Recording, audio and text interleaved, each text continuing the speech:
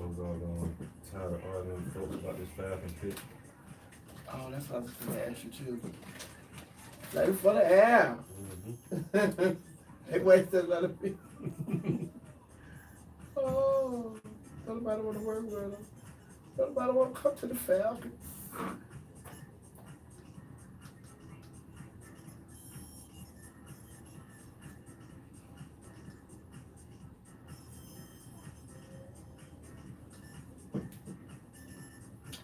Did you hear the DJ Khaled?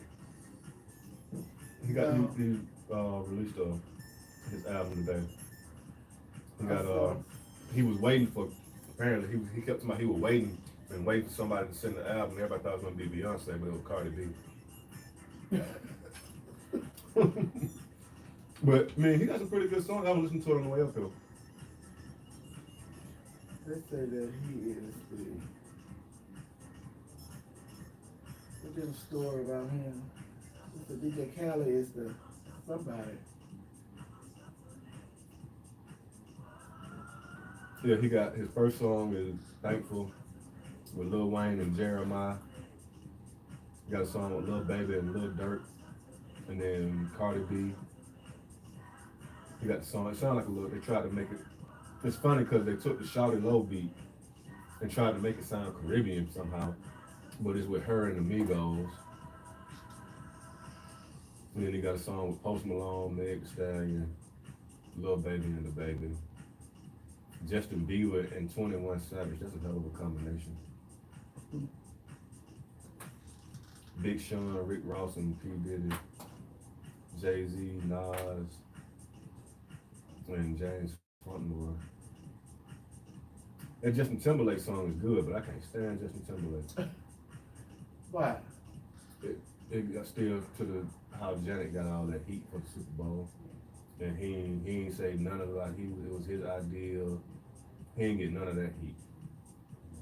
His career just went on. His career took off, and they tried to act like that was Janet. And then he wanted to come out. A lot of people, because he apologized, and then it was like a lot of people like, fuck that apology. You just apologize because you did it to the white girl now. So now you just want to throw a whole apologizing to the black girl. Mm-hmm.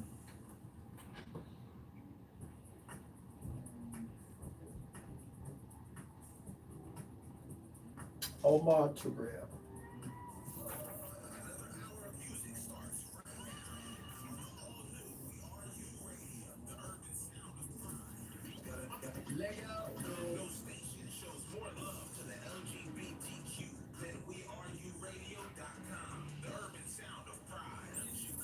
Miss Sophia on the all-new WERU.com, the urban sound of pride. Oh.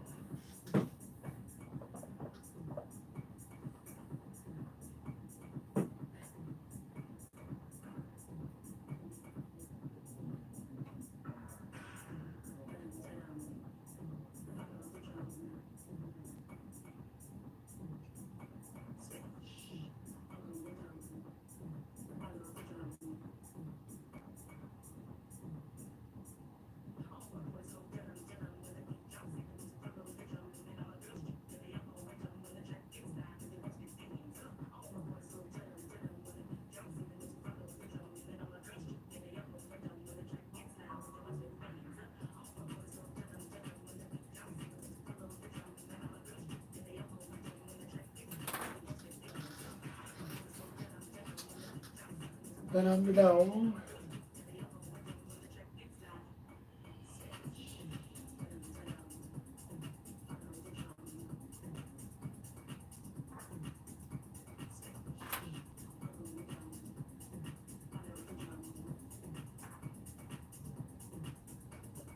This goofy ass nigga told you institutionalized. I'm not saying you're instant to your own. This nigga told me because you keep buying this soft toilet paper. No, what I'm saying is it's all the old talk. You gotta listen to the logic and shit. Because Grinder Bio 1 presents.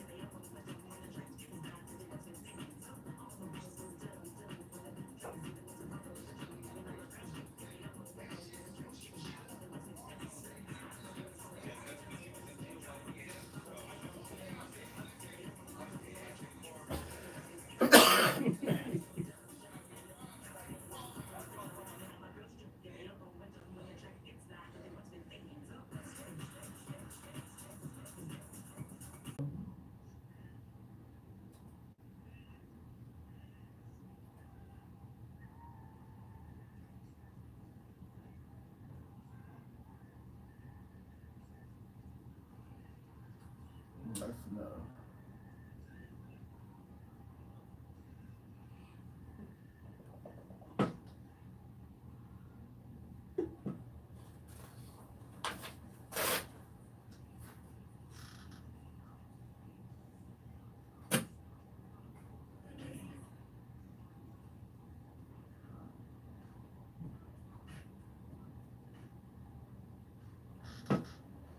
Oh,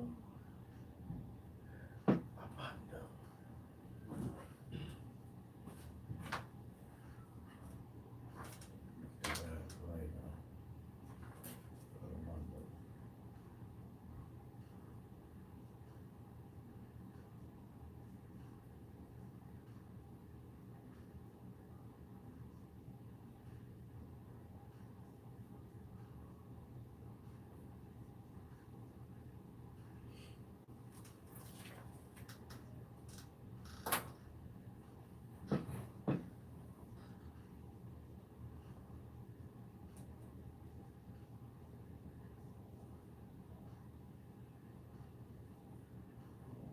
Yeah.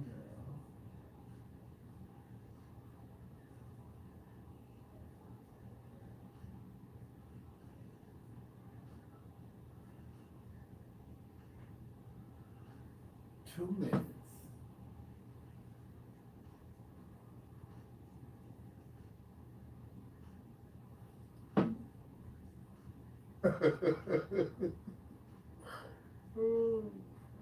Okay.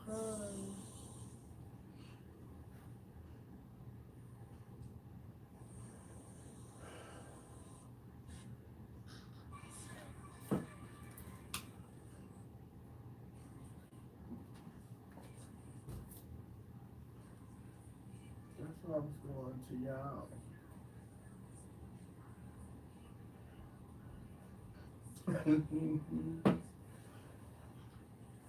Cicely, what's going on? Hi, Cicely. We had that music up loud. That music got us cut off. So that's why they took us off. The music was up. Call your brother and sister, tell them be back. Hey, weekend.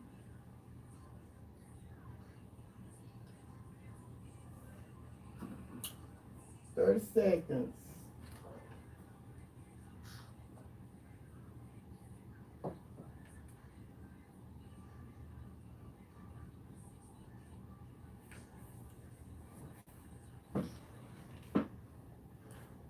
Don't make me remember. Oh.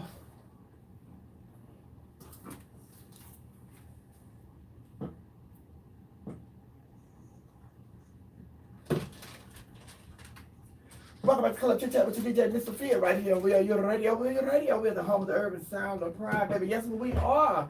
That was G-Eazy with Provide, featuring Chris Brown and Mark Morrison, honey. Yeah, we here talking about entertainment, politics, sports, and yes, the NFL draft is now taking place, and the commissioner is here. No, not the commissioner that fixed the potholes and all that stuff. Talking about your water. No, this is the commissioner of sports, Gordon. Hey, Gordon. How are you? I'm good. How are you? Everything's great. You over there in that phone, honey. What's going on? What's going on in that phone? I'm just going back and forth with everybody who are angry about the Falcons. Why are the Falcons even at the draft? Well, because, I think everybody outside of Seattle had a pick. Seattle was the only team, I believe, that didn't have a first round pick. But everybody assumed, because every Falcon fan is tired of Matt Ryan at this point. Yeah. And so everybody assumed that one of those quarterbacks, whether it was going to be Trey Lance, Justin Fields, one of those guys would fall to Atlanta. And Atlanta was going to pick him up, especially Justin Fields, because he's from Kennesaw, which is right up the road. And everybody just wanted Justin Fields to come to Atlanta. Well, it didn't happen. Atlanta selected Kyle Pitts from Florida, who was arguably the best player in the draft. If you look at how everybody's ranked in the measurables and what they would do, he was probably the best player.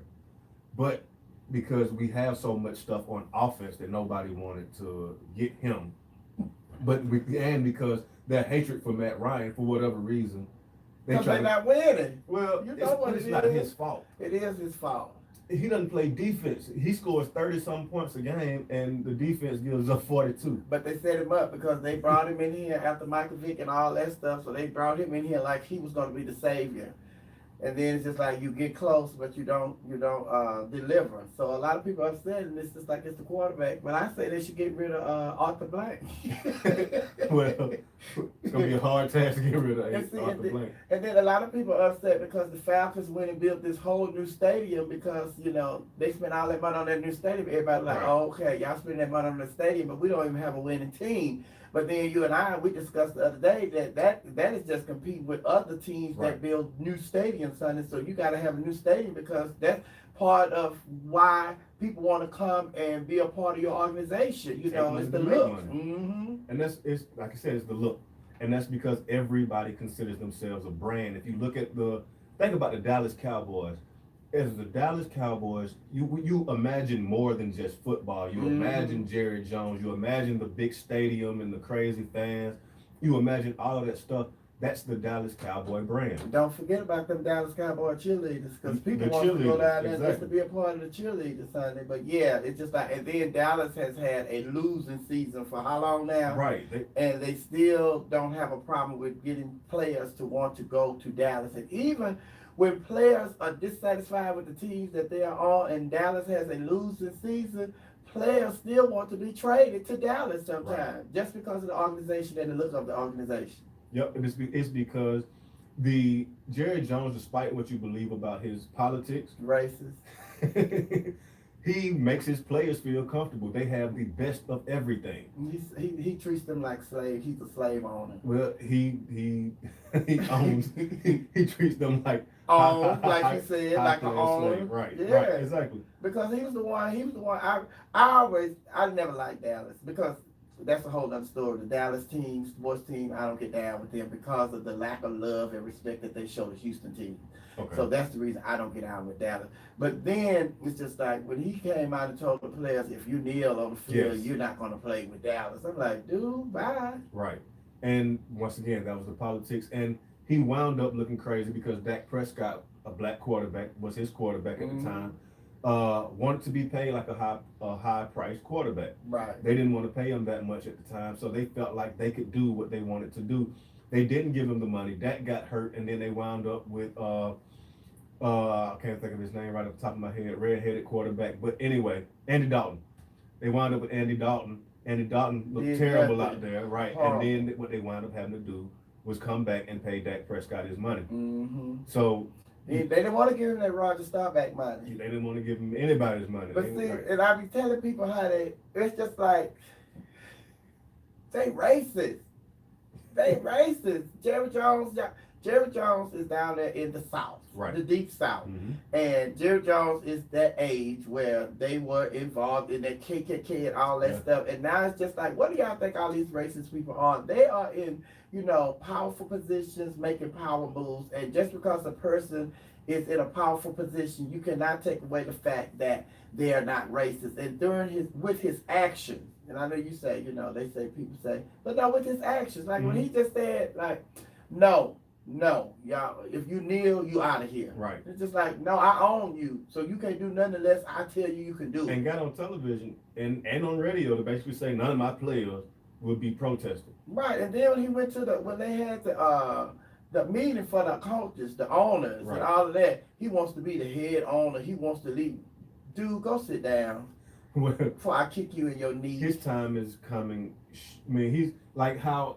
Well, I know for me, when I was growing up, Al Davis was that guy. Al Davis for the Raiders was the guy that everybody kind of looked at with the side eye. He had all the ideas. He wanted it all to be about him. And now Jerry is becoming that guy where he kind of wants it to be about him. He thinks he's the star of the NFL. He's not the star of the NFL. If most of the owners of teams, if they're smart owners, they understand that it's about the players and you put the brand around the players. And the best way that you do that is support the players. You can't go back and treat the players like trash and say that their rights don't matter when they're working hard for you. Right, and then on top of that, when you hook up hand in hand with Trump. Right. It's just like, okay, birds of a feather flock together. And And the same thing with New England, with the New England Robert Patriots. Kraft. Yeah, Robert Kraft. Robert Kraft, racist. And then Robert Kraft got all that trouble down there, you know, at the massage parlors in Florida, down there getting this little whistle blown and everything. But then it's just like, you ain't heard none of that. They just threw that out. It's nothing. Right. So the players get in trouble. It's frontline, front page news every day. When these owners, you know, get in trouble, you know, they got that money, and so they make their trouble go away. And that's what I try to tell everybody. One, money talks. Right. If you have enough money to buy a team for $1 billion, you got enough money to buy the police. And so you look at his situation in contrast with Deshaun Watson's situation. Like, even though it's stringing out to where nothing criminally has happened, but it's a bad look. It's been all over for about 2 to 3 weeks. It was front page news everywhere.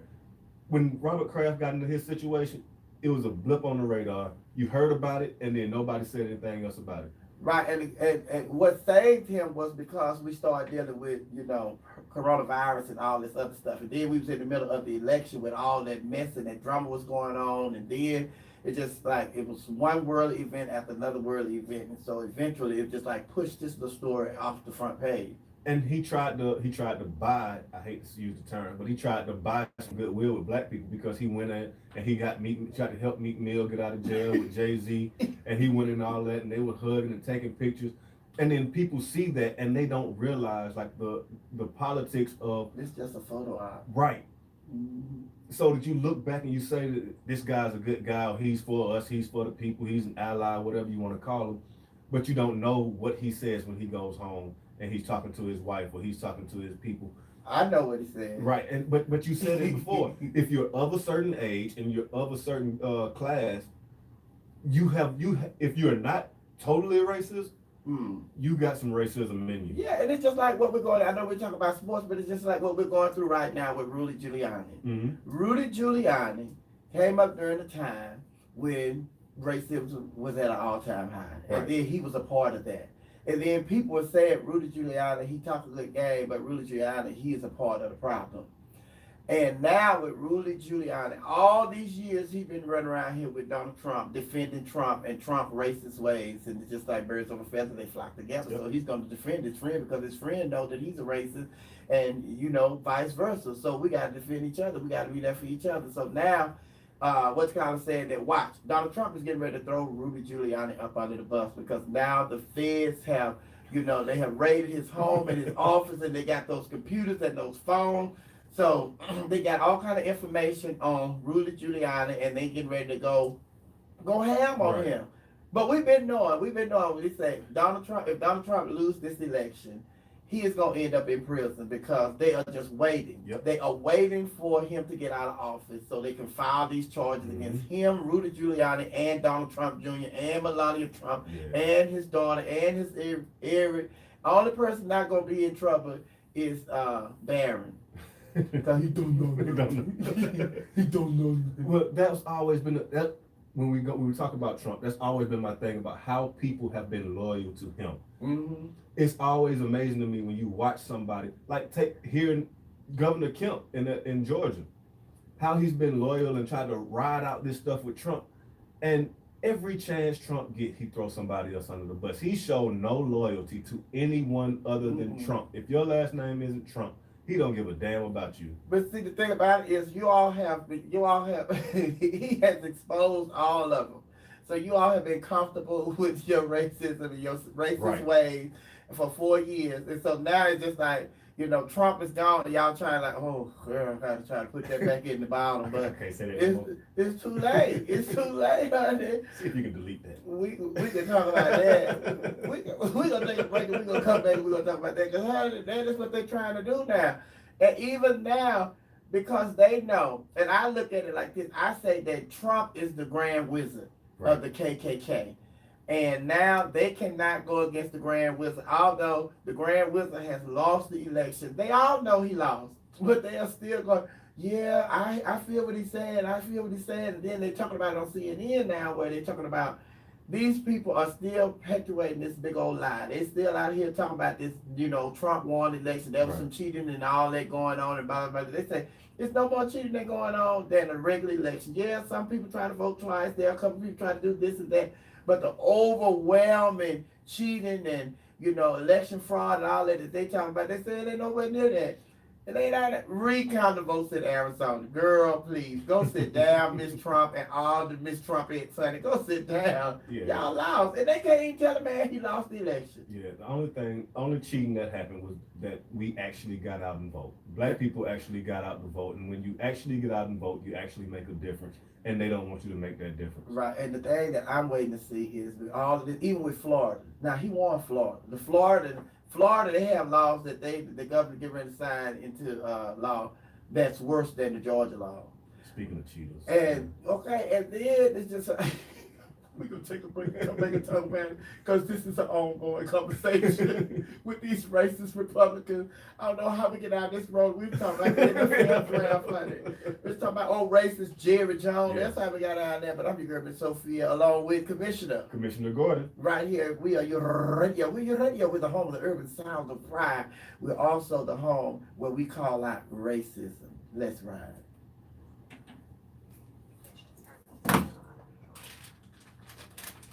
Hey, children. Hey, Ellen. Hey, Raw King Forever. Hey, Bree. What's going on, Bree? Okay. Ellen, and you right about that. These racists, honey. They racist. Racist. That's that old money.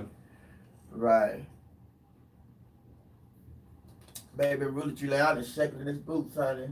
And if they really get to him, honey, Yeah, They, Donald Trump is the first one to point his ass he's up. gonna be in the closet hanging up somewhere. But yeah, they said Trump was throwing him on the bus because all that information would come out. Did y'all go interview Trump tomorrow? He was, I don't know, Rudy Giuliani. I don't know, Rudy Giuliani. I don't know, Rudy. He was just my lawyer. The guy was my lawyer. I don't know what he was doing. That's exactly how it's gonna go. And so,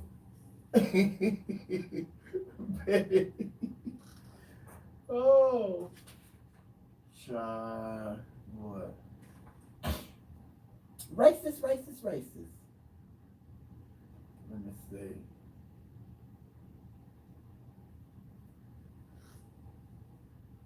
Mm-hmm. What is this? 2 songs. Oh no, we're gonna fade one of them out. This house song is just too loud, too long. If you listen on 6-minute house song. We talking today. It's Friday. I'm with it.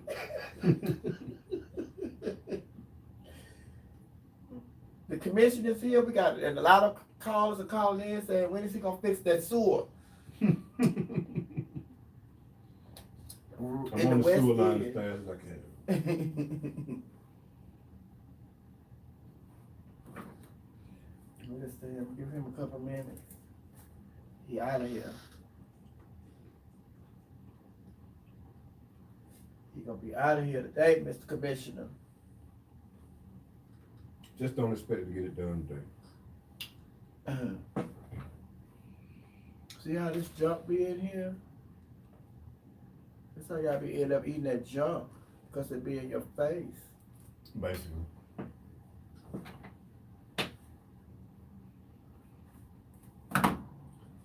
There's a, I thought about this just a second ago. There's a, me and my wife went to the spot, Nick's West Side. Nick's? It's supposed to be an upscale restaurant owned by Compound.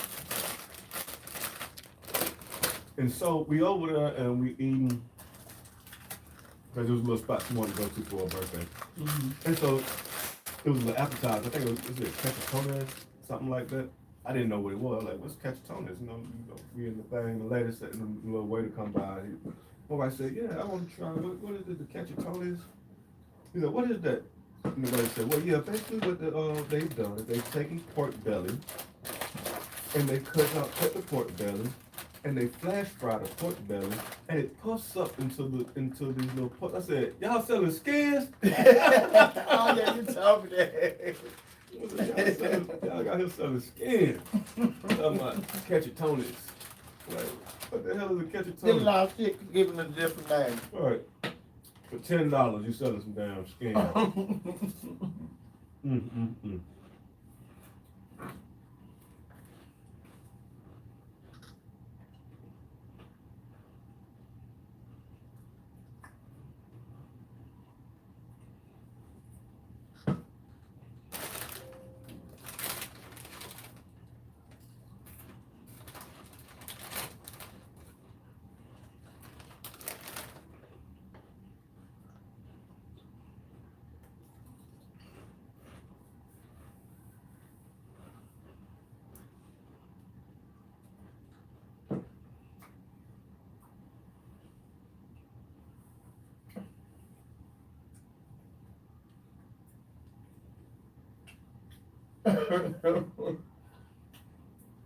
What white woman called you a girl? Thank you, Helen. Oh, give me her information. She'll call my daughter no girl. Oh, I'm glad you smacked shit out of her. You say you almost.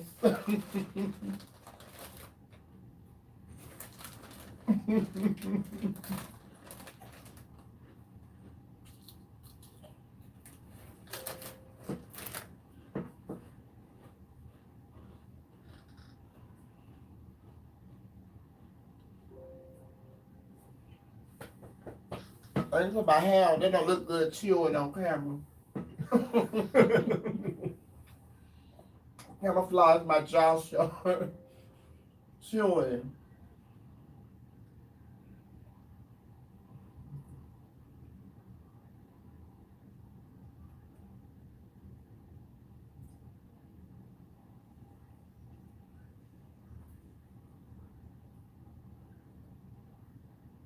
We're coming up after this song. Gotcha.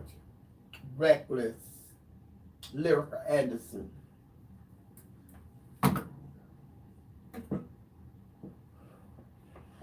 Hey, Diva McIntosh.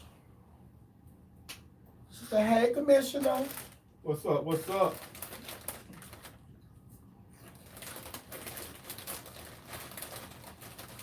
So did your wife order the skins? She got them. How was it? I mean, she said it pretty home. I don't really want to eat pork. She said it. You supposed to tell her, we gonna buy, we gonna stop by the store and get I some told her, so skins you when we on the go way to get the some, house. what's called, what, Mutton Jeff? Go by the gas station. She wound up getting because she didn't want to see how, if it was, what was the difference. 2 minutes.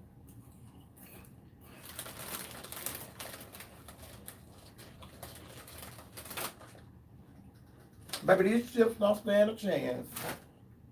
Because right now they are giving me church's chicken. See?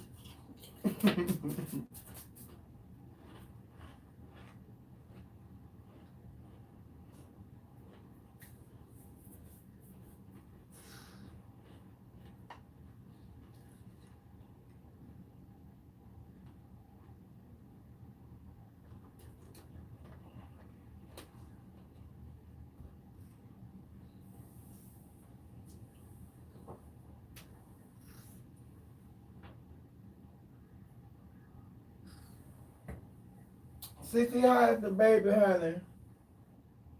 We in the baby do.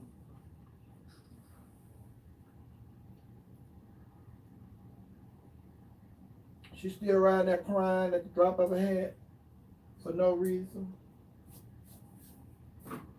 40 seconds.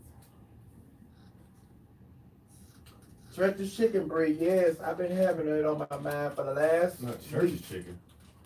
A drumstick and a wing and fried okra from Church's Chicken.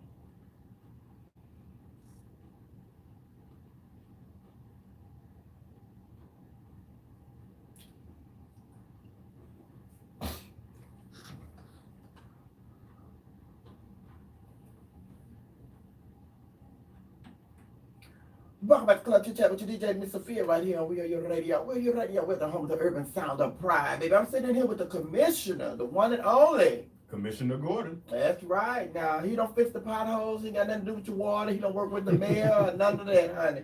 He out here working with sports. Yeah, we got sports talk going. I'm commissioner of of the sporting league. Okay.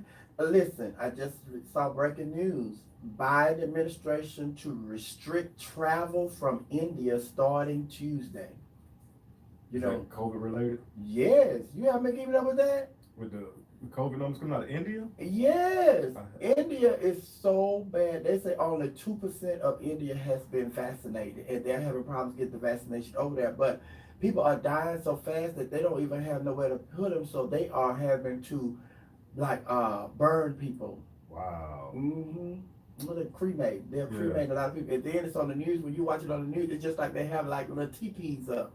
And then they got a long waiting list because it's just like they cremate people. I say burn. They cremate people all day. All day. And it's a long waiting list. And say there's some people out there with their loved ones, and they are, you get a ticket or something. Some kind of system they have. You get a ticket, and sometimes you're there all day, and then they end up closing, so you have to come back the next day. That's crazy. Because they'll cremate so many people, they don't have nowhere to put them. And meanwhile, we over here acting like it don't exist. Right. So now they're saying that Biden administration is restricting travel from India. It's really bad. It's really bad, and it's so sad because a lot of those people, the family members, are just like, you can't have no funeral for your family member. Yeah, that's terrible. So, because especially knowing that a lot of that's that funeral for most of us as family members, that's closure. Yeah, the final goodbye. Right. And to not be able to do that is terrible. That weighs on a person's heart and soul for a while. Yeah. Because just imagine some people, just imagine you know, if it was your mama. Right. Or your daddy. And that's the same thing that Joe Biden talked about in his speech, you know, and he's, you know, addressed the United States, what was it, Wednesday, when he addressed it, he talked about how, he was telling people how important it is for you to go and get vaccinated, because it's just like we're turning the curve, honey. Now it's just like, you know, you no longer have to put your hand up against the window to like say hi to your loved ones and all that. Now you can hug them, but you got to be vaccinated, honey. And a lot of people still don't want to get vaccinated, including some people that I know. Why you look at me like that? But they have legitimate reasons why they don't want to get vaccinated. You have to respect people's reasoning for why they don't want to get vaccinated, because it's legit. Yeah. And but I'm talking about the stupidity of the Republicans and these Trump followers just don't want to do it just because they don't want Joe Biden to get the credit for, you know, for actually doing something positive for the country. It's always amazing to me, the followers of Trump. I won't, well, everybody calls them MAGA, whatever. I won't call them that, but the followers of Trump, the disciples of Trump, always, it's everything. So they're blue lives matter, blue lives over everything until, like we talked about before we started looking into Trump's past or Rudy Giuliani's past. Blue lives matter before that. Everything is cool until you start hitting them with some truth, and then all of a sudden, no, COVID doesn't really exist, and I'm not putting on a mask. All you guys are sheep, and then somebody dies in their family. What was my man's name? It was an actor. He recently passed because his quote before was, "We on COVID-19, and what happened to COVID 1 through 18?" He was one of these white outdoorsmen. He recently passed away due to COVID. And but you know what I think is going on also? I also think that a lot of the Trump supporters are being vaccinated. They're just not telling y'all. They're getting on TV talking about they're not vaccinated because they I believe that also. They just want to make Trump look good, because you cannot tell me, even when when he died, the black guy went up there to Oklahoma, you know, you sitting out there sick as a dog, honey. You know, you weren't supposed to be in there because you was at risk person, because you just had surgery or something, but he's sitting out there next week, they talk about, he died, oh well. And, you know, I want people to think I'm heartless. I don't want people to think I'm heartless at all, but this is going to sound so mean and so, but when I was looking at the report, listening to the news, and they had a report about the Trump supporters, they don't want to get vaccinated. They say they're not going to get vaccinated, and and I'm like, okay, if they die, that's less person we have to worry about at the ballot box. Because they cheating anyways, changing all these laws, trying to cheat so they can win the election. So if you don't have nobody to vote for you, they all drop dead before election day. Honey, what's gonna be your excuse then? The interesting thing about the ballot situation to me was that everybody kind of glossed over was the fact that I could accuse you of being an invalid voter. And it would hold up the voting process because they would have to basically go through, if I just said, okay, everybody in this building is an invalid voter, and I don't believe you guys are citizens. They would have to legit stop and investigate and go through your history to confirm that you were born where you said you were born, your social security numbers, and it would just hold up everything. Like just off the fact that I'm a dumbass and I could just say, I don't think you were a valid voter. Right. And also, they're doing the recall in Arizona, which is so stupid. And John McCain's wife, Cindy McCain, she was on CNN last night, and she was talking about it. She said, they need to get over it. It's over. He lost. There's no looking back. It's like, she said, we are 100 days into the new president, and it is over. There's nothing that you all could discover that's going to change the outcome of the last election. Mm-hmm. Just like when we said that Al Gore had won Florida, and, Right. you know, Bush was up in the office, he had been the president. And then when it came out, yes, Al Gore did win Florida. It was too late. You weren't gonna change nothing. I realize those people are idiots when they are still celebrating the Civil War and dressing up like Confederate soldiers for a war that they got their ass kicked in. You lost, and you're still dressing up like Confederate soldiers. And man, cause we taking down those racist statues of Right. those Confederate. Y'all loud. And then there's one person, somebody said that on CNN or MSNBC, and they was like, why are y'all running around here, you know, protesting them taking down these statues and everything? They said, do y'all realize they lost? Right. They lost. Losers. They say, and then they said, they brought up the point, they say knowing that those Confederate soldiers, they lost the Right. war. They say this is another form of intimidation, you know, that they had, you know, because y'all ride around and y'all see these, like, you know, yeah, we lost the war, but you look here. I'm still watching you. Right. I'm dead and gone and we lost, but I'm still watching you. But it's just like, they crazy. They're crazy, honey. But, whew. Yeah, and it's I tell my children all the time, like just because you have common sense and you think rationally, don't assume think everybody else got it. is thinking rationally and has common sense. Because Giuliani, and I've been saying this and then we're going to go to break, but Giuliani was on Fox News. And the reason I know is because CNN and MSNBC, they have been showing the interview. And Rudy Giuliani is on there because these people have raided his home and his office and took, you know, computers and phones. You best believe he tried to destroy some evidence. And then he's on Fox News telling them that they executed the warrant wrong. They weren't supposed to. They was only supposed to do this, and they was only supposed to do that. Then they cut back. They cut back to the people that was guests on CNN. They said, "Is that right?" Absolutely not. He is trying to redefine the, you know, the way. Happens all the time. No, he said there is no way that a judge is going to allow them to get a search warrant if they don't have proof that there is possibly some evidence that they can get from this resident or that resident or his office on a computer or phone. The judge is not going to sign off on that warrant if they don't prove without a shadow of a doubt that they can go in there and get that evidence. Well, that's been the whole Trump regime. If you get caught up, somebody says something that proves you wrong, you just lie. And then you keep lying until they have to basically just shut you down with the truth because you can't lie any further. Because the only thing they're doing is they're just trying to buy time. Right. And they're just hoping the clock run out, which is what he was doing as the president. And then they filed all these lawsuits talking about the election fraud and all that. They filed all this lawsuit. Y'all just trying to buy time. That's it. And then once January 6th got here, they knew that there was no more time. And Exactly. that's why all the mess went down on January 6th. They just stormed the Capitol because they knew that, okay, we don't have no more time. We can't buy no more time. This is it. What we going to do today? And then that's what they did on that day. And we still dealing with that. And how are they going to deal with the fact that he incited the riot? Like, we haven't forgotten the speech that he had before he basically gave everybody the green light to go storm the Capitol. And some senators were there, and his children were there, Right. and all, you know, Rudy Giuliani was there. Exactly. So it's just like, yeah. So, but it's a mess, but I'm the girl, Miss Sophia, holding down right here. We are your radio. We are your radio. We are the home of the urban sound of pride. My special guest, the one and only, Commissioner Gordon. who paid $10 for some skins. I'll tell y'all about that coming up during our next break. Give me this wine. $10 for some skins. Is a pain. You gotta remember to do your testing. Hey, hey, hey. What am I laughing? I ain't even saying. I take the glasses out. Let me see.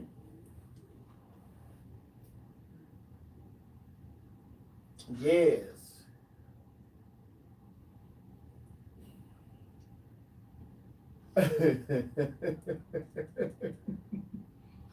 Real about they put embalming fluid in their food to my churches. Oh, church. Is that why them drumsticks so big? Well, I'm going to get me some today. The steroid chicken. If not today, I'm going to get some tomorrow. I'm off tomorrow. Baby, I feel like I've been going for 2 months. But this Saturday, I've been slick till Sunday. Damn, Popeyes, like they just, I don't know what they did, but every Popeyes that I pass by, that line is wrapped around the building like it's damn Six Flags. It's the chicken sandwich. Like Mary, Is it- hey Mary, what's is it in back the yet? chicken? Is it back yet? I The ain't, chicken sandwich they never left, huh? Didn't they bring it back for good? they did. It sounds like that damn good. Also, Popeye, I'm sure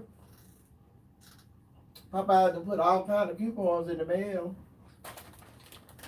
Mama get a family oil and bill, 3 large sides, 6 biscuits. My boy bought a turkey from Popeyes for Thanksgiving or Christmas. He's like, I got that shit home. I thought these bastards were gonna cook it. they gave him a raw turkey. He's like, I thought they were gonna cook the damn turkey. I said, hey man. Hey, what do? That's what I The thought. smoked turkey. That's Smoked what Popeye turkey for Thanksgiving. That's what I thought. I said, hey, I don't know He what got to a tell raw you. turkey. Didn't he give it back? I don't know what he did, You could have went to the public and got your raw one. basically.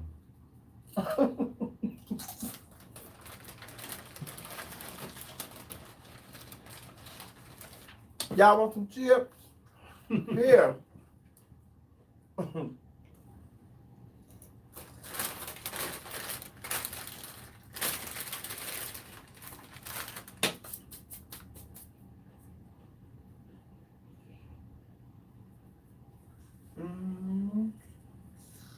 Take your time. How are you?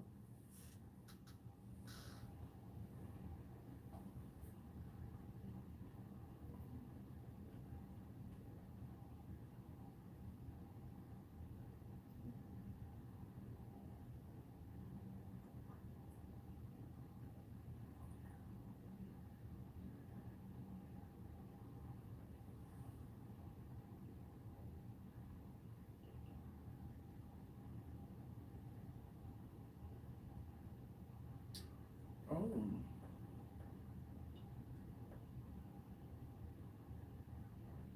Oh, we gonna come up after this song.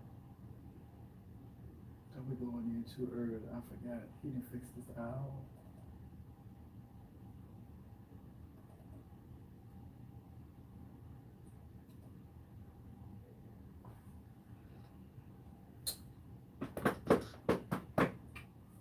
Uh-oh, 2 minutes.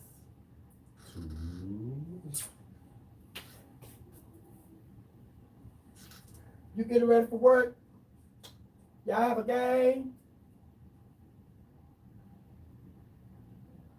Ellen, you eat Lay's all the time? You're welcome. You going to the Barclay Arena? Who y'all playing? Who y'all playing tonight?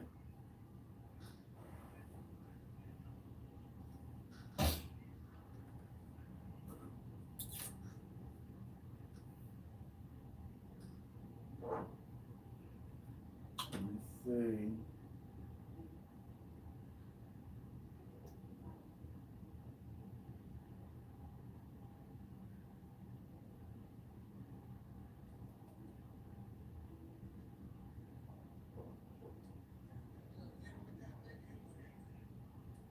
Sorry, that's another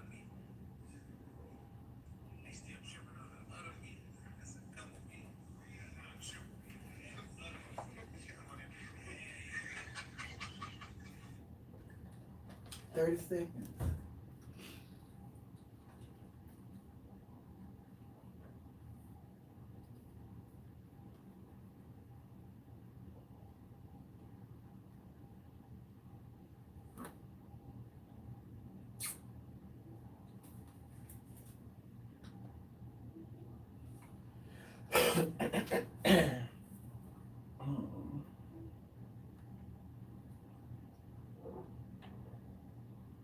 Welcome back to Club Chit Chat with your DJ, Miss Sophia, right here on We Are Your Radio. We're your radio. We're the home of the urban sound of pride. You listen to Missy Elliott. Get your freak on. Hey, Missy. She was getting her freak on, honey. She got her freak on with a lot of people, honey. Y'all be saying allegedly. I'm like, no, ain't no allegedly. She slept with Aaliyah. She slept with him. She slept with Sierra. She slept with Janet. She slept with Alicia Keys. She slept with Brandon. She slept with Monique. She slept with... Let me stop, honey. I'm just talking. I don't know nothing. I'm just saying something. That's allegedly. Allegedly. I want you to put it out there like that. Allegedly. But I'm telling y'all, God and his wife paid $10 for some skins. That you go to the store and you get for $1.99, $2.99. God and his wife, they paid $10 for some skins. So God, you want to tell everybody how y'all end up paying $10 for some skins? So listen, it's technically, I looked it up because I've been saying the name wrong. It was chicharrones is what they called it on the menu. So we went to a restaurant, it's supposed to be a nice upscale restaurant, and you see on the top of the appetizers it says chicharrones. Okay. And so my wife asked the waiter, and he's sitting up, and she says, "What is a chicharrones?" Like I might be saying it wrong or whatever. He starts describing it. He's like, "Yeah, we take pork belly and we cut it into fried those squares, and then we flash fry it, and when we flash fry it, it puffs up into these nice little crispy." I said, "Skins?" And he kind of gave me this look like, "Shut up." You know, he's like, "Yeah, kind of like that, you know, like pork cracklings." No, sir, ain't no kind of say. That's what it is. So y'all here charging $10 for some skins. And so, just being funny, and she wanted to try it out just to see what it would taste like, how it tastes in relation to what you would get from the gas station. She tried it out, and I mean, I guess it was pretty good. I didn't have it; she had it. Yeah, with those, honey, just. But they called them chicharrones. No, they say we're getting over on you. That's what they should call them. Get it over. But I laugh every time because they're doing it all over every place. Like oxtails, white people love oxtails all of a sudden now. And if you buy some oxtails, the price of just buying oxtails is through the roof. Right. I've seen places where chitlins, white people are starting to eat chitlins and claim it as a delicacy. Like, no. The stuff that they threw to us and we made out of a meal, now they want it. Now it's a delicacy. Well, no, go back and eat your caviar. Right. Let us have our chitterlings. Yeah. But I'm just reading the news, and Kylie Jenner, she just granted a 3-year restraining order against the guy who allegedly targeted her home. Is that the guy that broke in and swimming in the pool? And all that stuff? Yeah, went skinny dipping. He didn't go swimming. Right, He went right. skinny dipping. But yeah, she got a 3-year restraining order against him. You know, it's hard to get a restraining order against somebody, honey. A permanent restraining order. They'll give you a temporary restraining order until you go to court. And then you go to court, they say, well, we can't give you a permanent restraining order because of A, B, C, D. But apparently, it's that money. Well, It's just about she money. would take that damn money and get better security. How was somebody able to hop a fence? I'm assuming she has a fence. Just an assumption. Hopeful that she has a fence. Hop a fence. Get to your backyard to where you can run around, take his clothes off, and dive into your swimming pool. You know how? Because half of the people in prison, they can get it anywhere. That is true. You just name your price. They say, baby, I need to get That it. is Baby, true. they can go get it. They can open up the bank. They can go in a restaurant. Let me tell you how bad criminals are. Some people, they are so creative. I want me some Church's chicken so bad. I've been craving Church's chicken. You've been up and talking about this doggone I've chicken. been craving Church's chicken for several days, over a week and a half now. I've been craving Church's chicken. Church is closed. Say, for instance, church is closed at 11 o'clock. I know some criminals that are so bad, they can go in churches, unlock the door at 12 midnight, Go in there, turn everything off, fix me some chicken, take the alarm. They can just mess with the alarm will go off or nothing, and you'll drive by churches. They will sell the police officers some churches, make the police officer who's supposed to be protecting the city while churches is asleep. They will let him come through drive through and sell him some chicken. They just that criminal, honey. They know how to do it. So there's nothing that a criminal can't do, honey. So with these people, you gotta realize, honey. A lot of these people that are in prison and stuff, people like Bill Gates and all these, CEOs of these companies, they go and get these people to help them make this kind of help them with technology. Yeah, that's exactly right. Like, they go get them people. Listen, now I'm selling these phones for $1,000, and these people, they came here and learned how to jailbreak these phones. Could you tell me what can I do where a person can't jailbreak this phone? Yeah, to get all kind of codes and hack. You're right about the whole criminal element, because it happens all the time. And like you said, whether it's Bill Gates, whether it's people from Microsoft, all of them, they want to try to get people to professionally hack into. You can go in and professionally hack somebody and take $1 out of everybody's account. Hello. And then people think that they only the car people do it with the diamond car crash. Right. No, they be doing it with those phones too. Yes. That's why they have to come out with a different phone every 30 days. Cause like they can figure out the code. They done figured out the code. We gotta come with another phone. And then y'all running by the new phone. But with Android, we don't have that problem. I gotta get a new phone. Damn, so. Yeah. What number is that? I don't get a new phone. I hate those type people who, when the 12 or the 13, whatever it is, come out, they write, "Oh, I got the fresh new." Like, shut up. But I'm still holding on to. I think this is a 9 or a 10. And what number they on now? 12. And then it's two different versions. It's like 2 or 3. And they actually skipped the number to make the iPhone X. And so it's like a 9, I believe. But you have an excuse now. What kind of phone your children have? My son has an 11. And your daughter? My daughter has the same one because she got my wife's old phone. And your wife? And my wife just purchased brand new 12, I believe. And I'm the only one sitting here holding the old phone. My phone looking like 2015. But y'all a legitimate black family. Because Dad always had an old shit. I'm just here, Miss Sophia, holding down right here on WERU Radio. WERU Radio with a home of the urban sound of pride. I'm here with Commissioner Gordon. Let's ride. You ain't lied about that. Mama always had new cars.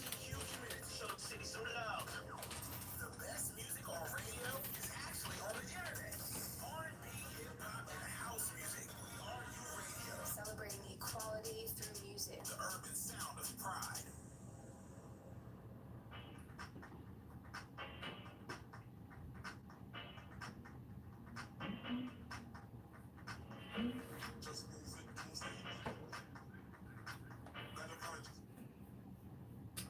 Daddy, get the old shit, baby. Everybody else gotta be up to date.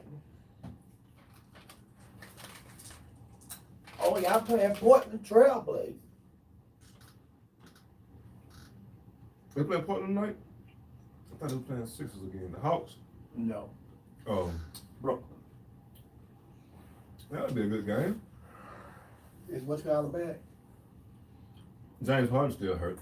Kevin Durant. Well, it could be a good game. Oh, Kevin Durant get his ass out there. Didn't you say that he re-injured his stuff? He got out there too early? Yep. He ain't back. Kyrie Irving back. Kyrie back. You can't do it by himself. But you know Kyrie will take a damn vacation on your ass quick.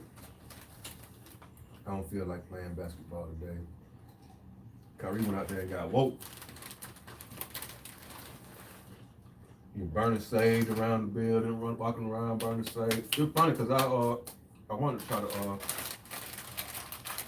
what's it called, the 1990 game. They were talking about Dansby Swanson, little white boy from the Braves, walked around and burned some sage, and the Braves won because the Braves had been losing. And they were talking about it, and I said, They were doing voodoo. When Kyrie Irving was over here burning sage, everybody talked about him like he was doing some witchcraft. Now this white boy go around here burning sage, everybody think he a He's a genius. savior. Mm-hmm. He should burn sage before every game. He had a home run and the Braves won 8-2.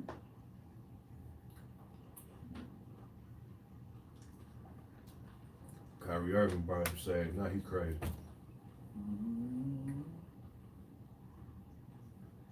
Yeah, Brooklyn Bill play at 8 o'clock. On there early.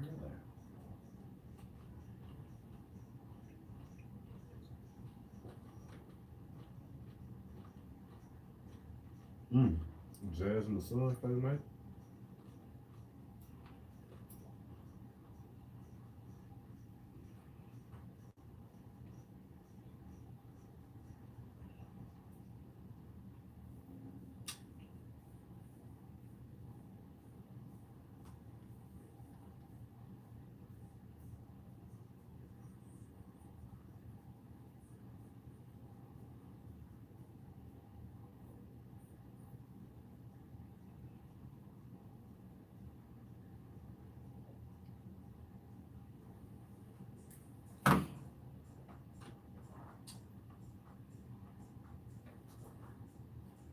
Love Church's Chicken. We have two like home. Where's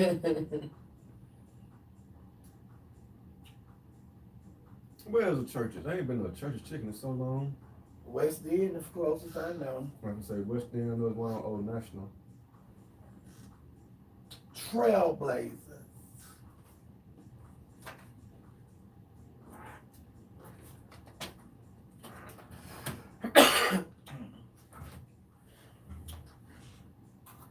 Where are we? Before I get to write and forget. I'm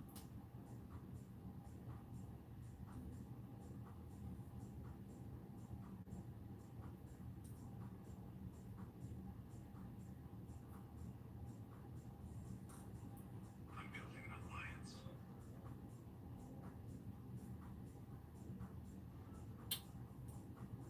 Y'all awake?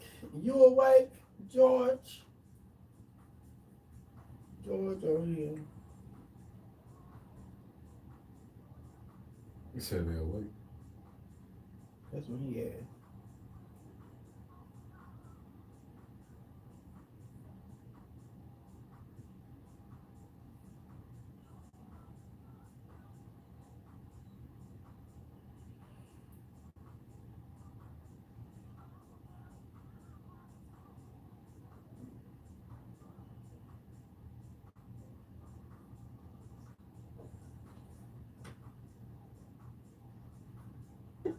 Hey, Juju.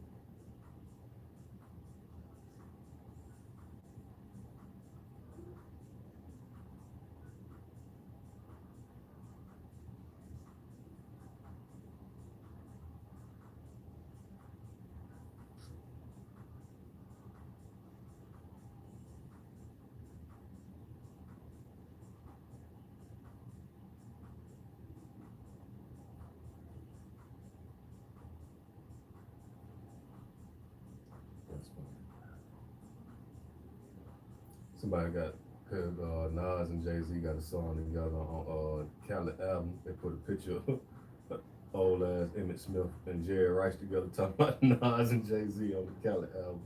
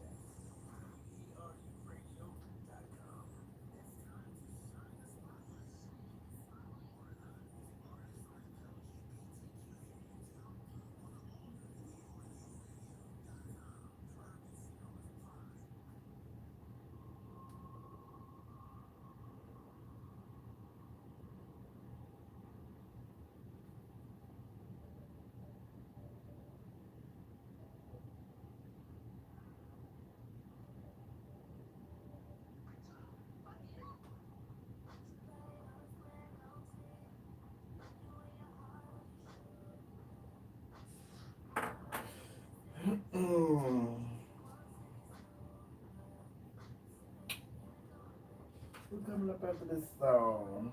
What we talking about right here? What we talking about, Commissioner? You want to talk about basketball? We can.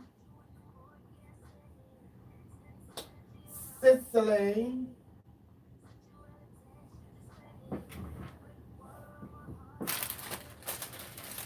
Two minutes.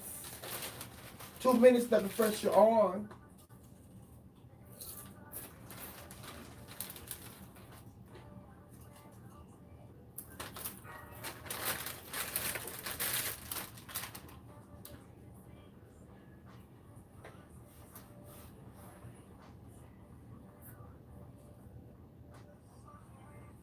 Mm-hmm. We better smack.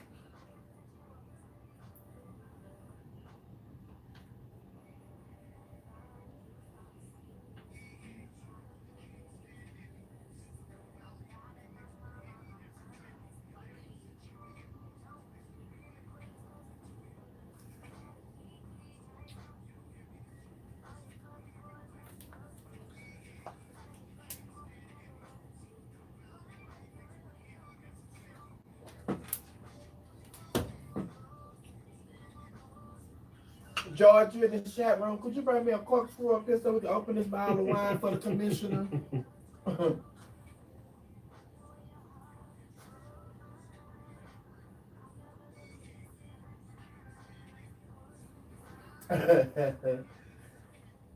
'And that was brief because I said I wanted me some chicken from churches.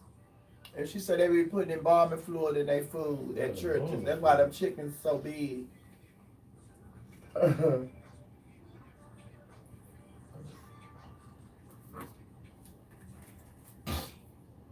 20 seconds.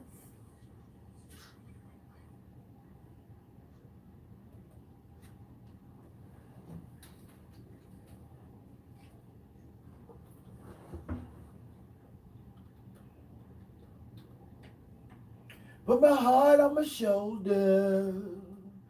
Ooh, put my heart on my shoulder. Ooh, that was Kiki Palmer, honey, with Virgo Tendencies featuring Rick Ross. I'm your girl, Miss Sophia, holding down right here on WERU Radio. WERU Radio, we're the home of the urban sound of pride, baby. Yes, no, we are. Put my heart on my shoulder. Commissioner, go on, get you the piece. Go on, sing. Nah. Put my heart on my shoulder. You got it. You know what I'm saying? You know, Commissioner, we talk about politics, we talk about entertainment, we talk about religion, we talk about, sports, we sing. Come on, Commissioner, put my heart on my shoulder. Now, I know if you can pay $10 for some... But some skins at the same. Yes, basketball. The basketball. We were talking about basketball earlier. We're off the air. The Brooklyn Nets. Yes. They Kevin Durant. Well, it's interesting because we were talking about the injuries and the injury bug and how it's plagued them, and it seems like they have not all played together outside of 7 games. And when you say they all, we're talking about Kevin Durant, Kyrie Irving, and who James used to be, Harden. Kyrie Irving, who used to be with the Atlanta Hawks. But Kyrie wasn't in Atlanta. He was in Atlanta. Who was over there with the Cleveland? Yeah, he was LeBron, right? And then James Harden, who used to be with the Houston Rockets, right? And then Kevin Durant used to be with Miami. He used to be with Golden State, and now Oklahoma City. Mm-hmm. But they have only it's coming up on 72 games this season. But as a unit, collective, they've only played together 7 games. Mm. And what's going to happen now as we roll into the playoffs is the fact that they ain't had time to gel. They had time to, no chemistry. Mm-hmm. So you might have had 2 where you had James Harden and Kyrie Irving, or you had James Harden and Kevin Durant, and then you had Kevin Durant and Kyrie Irving. You haven't had all 3, and now they find themselves in a battle for number 1 because, as we all know, if you watch sports, playoffs, where you're seated matters because those are the matchups. You could play the A seed who's going to be terrible, or you can play a number 7 seed who might be a little bit better, and the matchup might be a little different. So the Philadelphia 76ers are now right there knocking at the door for the number 1 seed in the East. And it's up to Brooklyn. They got to get their stuff together to go ahead and proceed to take care of that number 1 seed so they can have the home. No, but I was getting ready to say, but with them not being able to, be at full force, if they don't have all 3 of their amigos, Kevin Durant, Kyrie Irving, and James Harden, if they don't have all 3 of them, they probably shouldn't want to be the number 1 seed, because if you get upset as the number 1 seed, it's gonna look like, y'all got whooped and y'all shouldn't have been the number 1 seed in the first place. Well, it's gonna look bad on them anyway. Whether if they lose, it's gonna be bad anyway, because you join teams. You basically put together team. They were trying to put together a Golden State team. Right. You try to put together this powerhouse. Mm-hmm. And we're not even including Blake Griffin, who just left Detroit, and he was pretty much an all-star himself.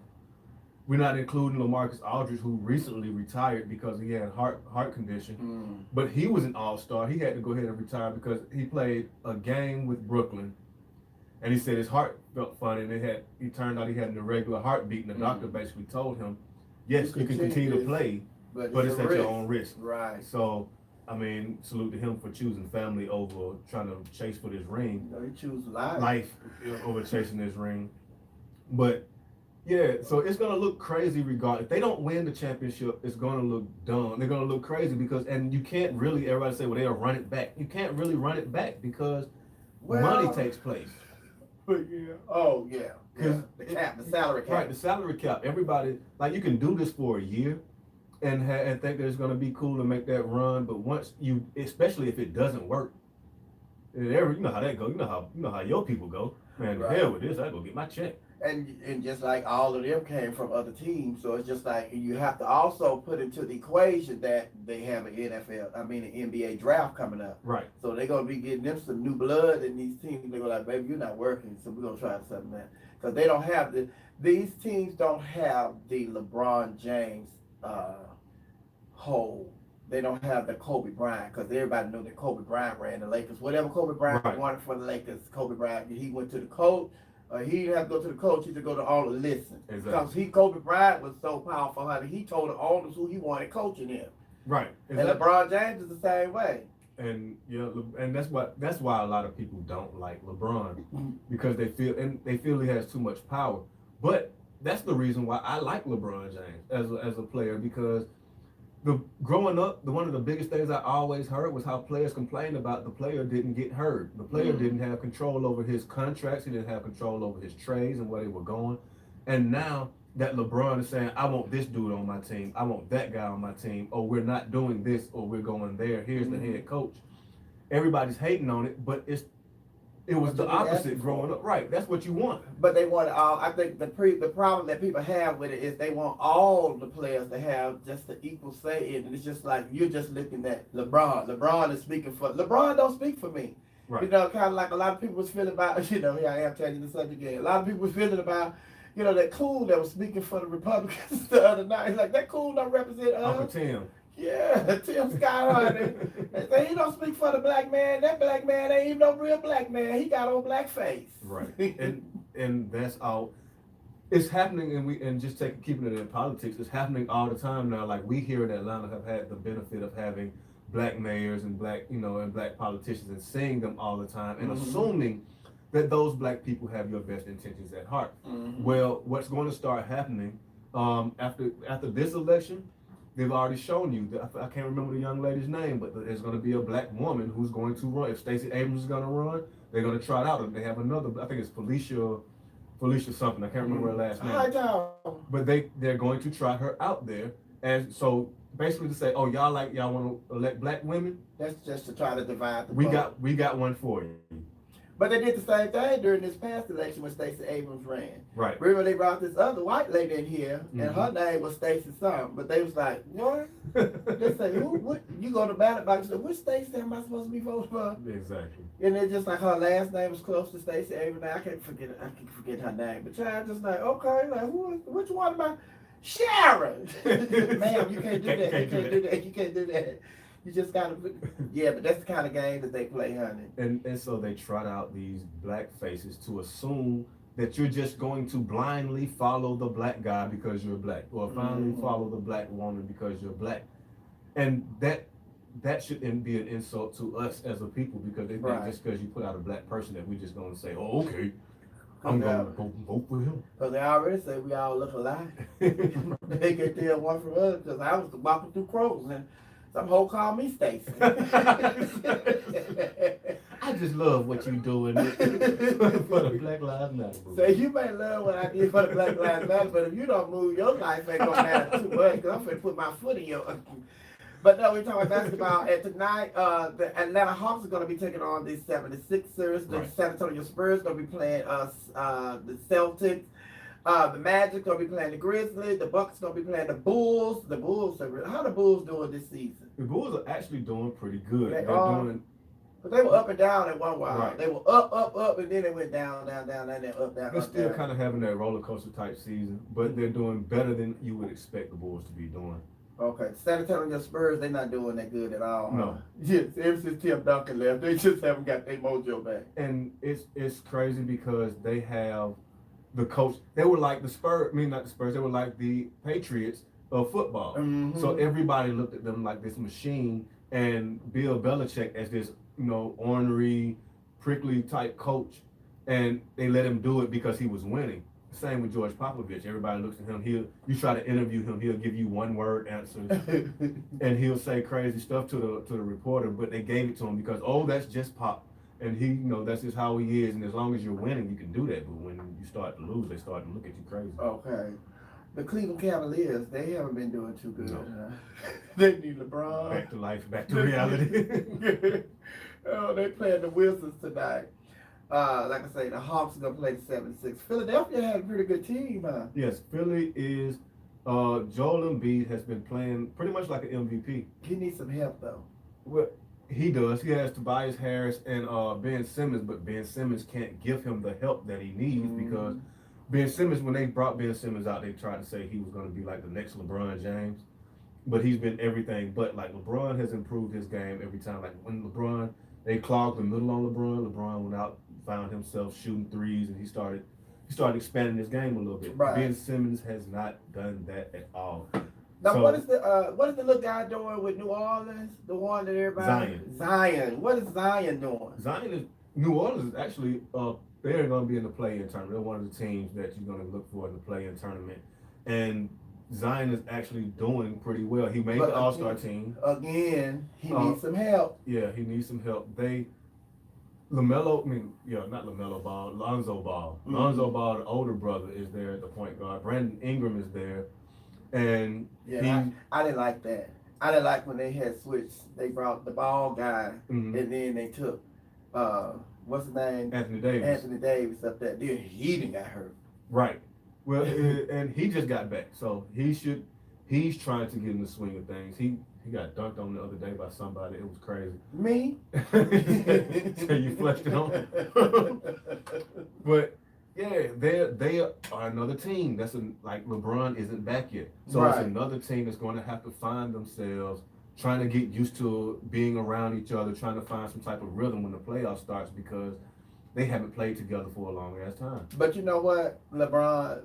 One thing about LeBron, when LeBron is out of the game, LeBron is the assistant coach. Right. Because he sit over there, he go over there coaching, he Yep. hollering guys and coaching guys out and everything. Like he is the coach. You are exactly right. I saw somebody on Twitter had a little meme put up, and it was a video, and they said, "Man, I hate when LeBron James hurt. He always doing the most." And they got him over there running around with the ball boys. He's showing the doggone man what the little spot was to wipe up the sweat. he in the middle of the court talking to the coaches, and they're like, he always doing the damn Like, most. sit down. You're supposed to be hurt. You can do all that. Get your ass out of here and play. Right. Oh, but I'm the girl. Miss Sophia holding it down right here. We are your radio. We're your radio. We are the home of the urban sound of pride. Come on, let's ride. You ready to ride? That's right. Commissioner Gordon. Well, start the car. You got the key? No, this is a push button. This is you. Oh, I'm sorry. Oh, you at the I'm other in the station. I'm You over here old with school. push button. I'm old Yeah. school. My bad. There you go.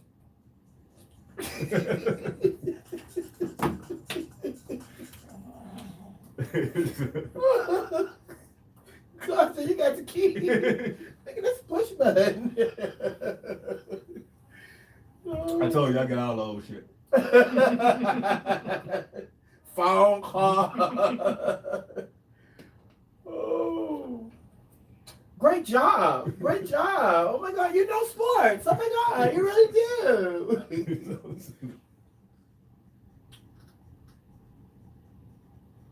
What you call her, honey? Oh, I have to think. What's his name? Over there with is that Joel MLB? Or with the guy from Africa. Is he from Africa? Who? He with the Timberwolves. Joel Embiid. Oh, you talking about Antetokounmpo Yeah. with the Bucks? Right. And that's funny too, because he's from Greece, but you know his family's from I think the Congo. And yeah, I don't know.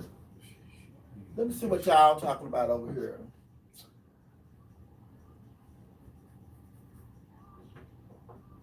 Oh no, come back to Dallas and come to Rudy Chicken. I got you covered. Baby, who is Rudy? I don't know nothing about Rudy. I don't know about Rudy Chicken. Baby, I know about Williams Chicken in Dallas. See, Baby, let me tell y'all something. Ella, you have a blessed, safe weekend as well. The best chicken. Where's the best chicken places? I'll tell you right now. In Memphis, Gus's. that's the hot chicken, ain't it? Oh, yeah, in the paper bag. Mm-hmm. The brown paper bag. Gus. Now, they have one here in Atlanta. Child, they serve so hard, but I don't even go down there. Because they down there by the hotel. They got a Gus's chicken here? Yeah. I didn't know that. It's right out here by, what's this hotel? Downtown, the major hotel. By the Western? Or What's that? All about the Sheraton and all that. That's the Sheraton and something else. Yeah, it's right here. almost by almost like going down toward like Hard Rock and all that. Hard Rock ain't down. It's literally like a half a block from this hotel. What's the hotel everybody be staying in downtown, the big one? Not the W, you got the W, the Western, the down. See you over there. I'm trying to think of one. What's the name of the hotel? But That's the Sheraton home.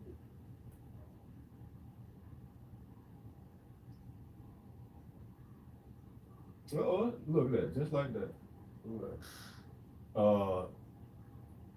LeBron James could return from his longest absence of his career against the Sacramento Kings Friday night.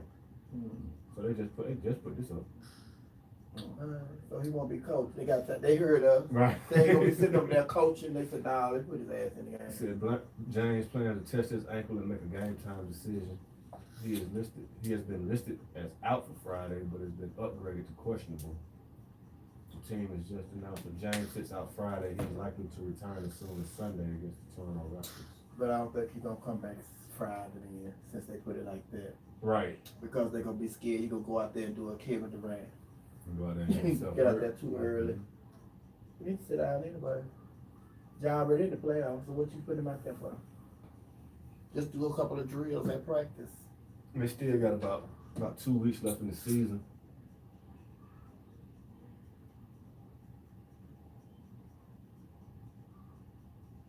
It's by the Hilton, they say. The Hilton.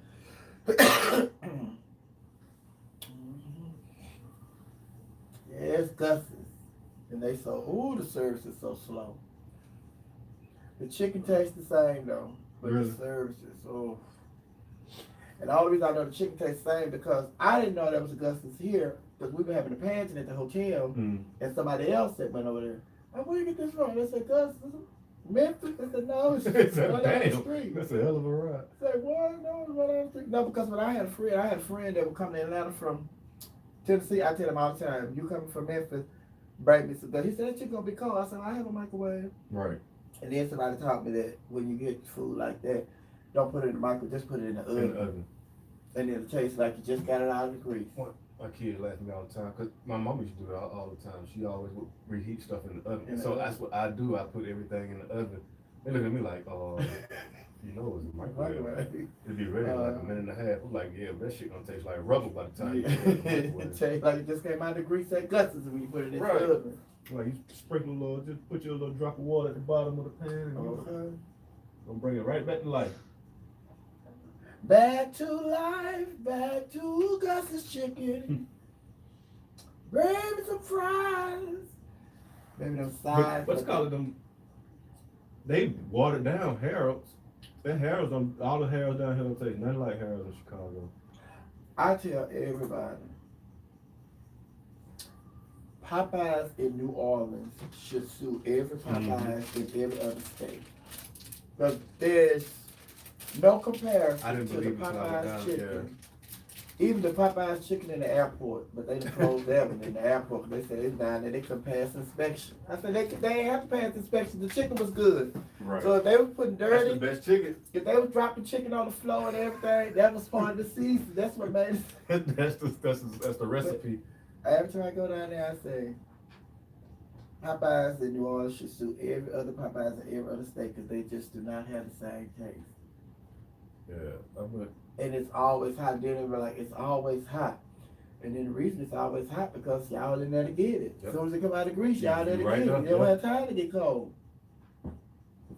Then you go somewhere, especially in Houston. Can I get a 3-piece white? We out of white meat. It's gonna be about 15-minute wait. Bitch, y'all just sell chicken. It's either black or white. Right. It's dog meat or white meat. How can y'all be talking about y'all out of white meat? That's all y'all sell. yeah, I can't stand for it. You go somewhere, we don't have any breasts. Damn. Okay. They think all people want is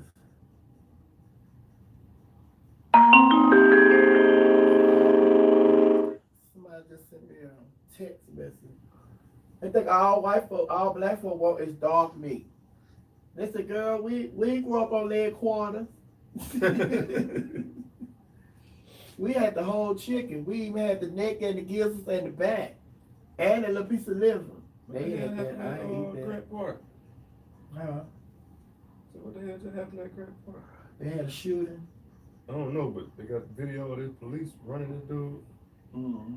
You know, Tamika Festival out there. Oh Lord. That was a police chase. And you right.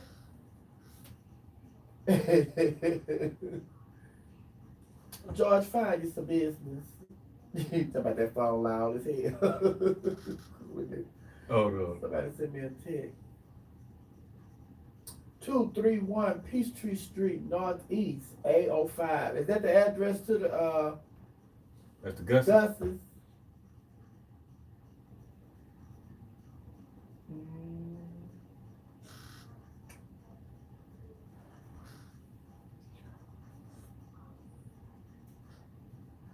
Ooh.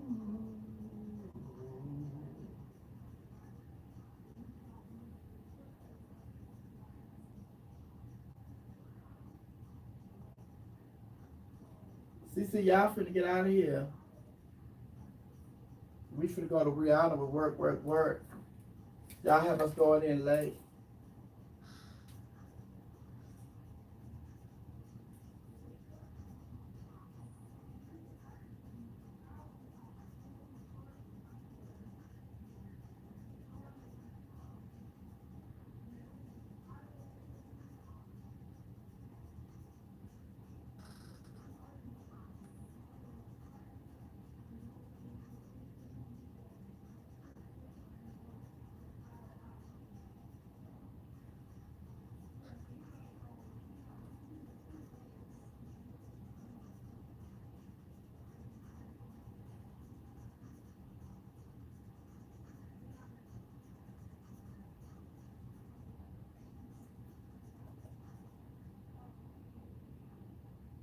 She said the same thing.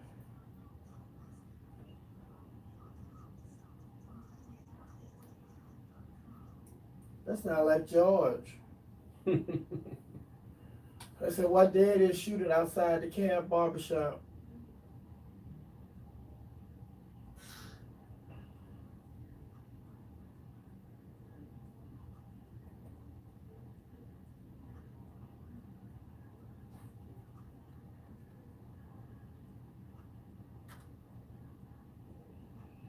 We're coming up after Rihanna. Got it.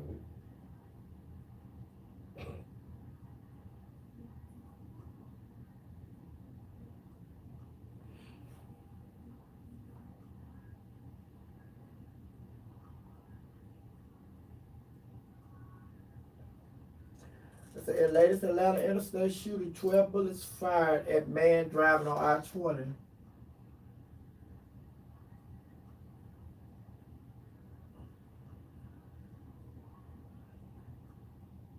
Before crazy.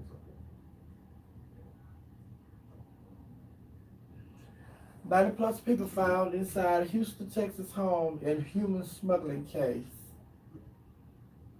Lord have mercy.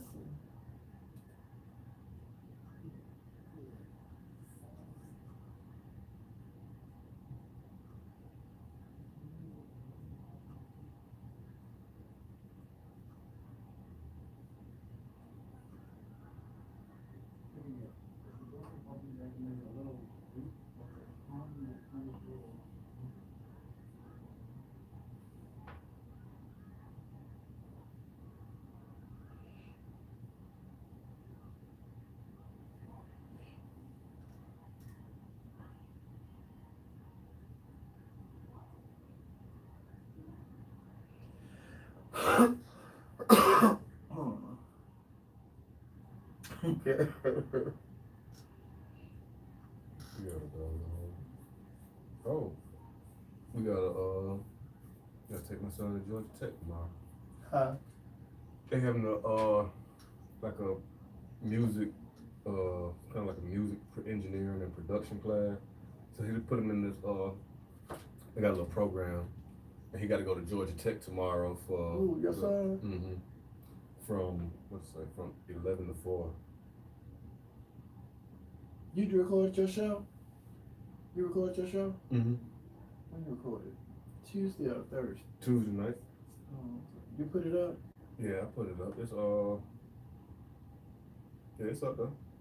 I put it up Wednesday morning. Cause I had to put this one out before the draft, cause if I can't be talking about old stuff. But yeah, I sent one to you. I always send it to Reggie just to mess with him, see what he say. You should have put up. You should do another one since the draft started. I'm gonna do I'm gonna try to do one Monday and do a recap. Oh no, you should do it now, Friday. He said you should do it now. Yeah. Welcome back to Club Chit Chat with your DJ Miss Sophia right here. We are your radio. We are the home of the urban sound of pride. You're exactly right, Rihanna. That's what we up here doing. Word. Me and the commissioner, Gordon. The commissioner. What's going on, commissioner? Nothing much. Just we were just talking about the draft, trying to get ready for round 2. And then we were talking about LeBron James, and then some breaking news dropped on LeBron James. Just like magic, like they heard it. They're saying basically what's going on is LeBron is upgraded to questionable tonight. He had been deemed as out, but apparently his ankle is feeling better. You know, he was out with that high ankle sprain. He got hurt when he was playing the Atlanta Hawks. Solomon Hill rolled up on his ankle. They were saying Solomon Hill may not show his face in LA ever again.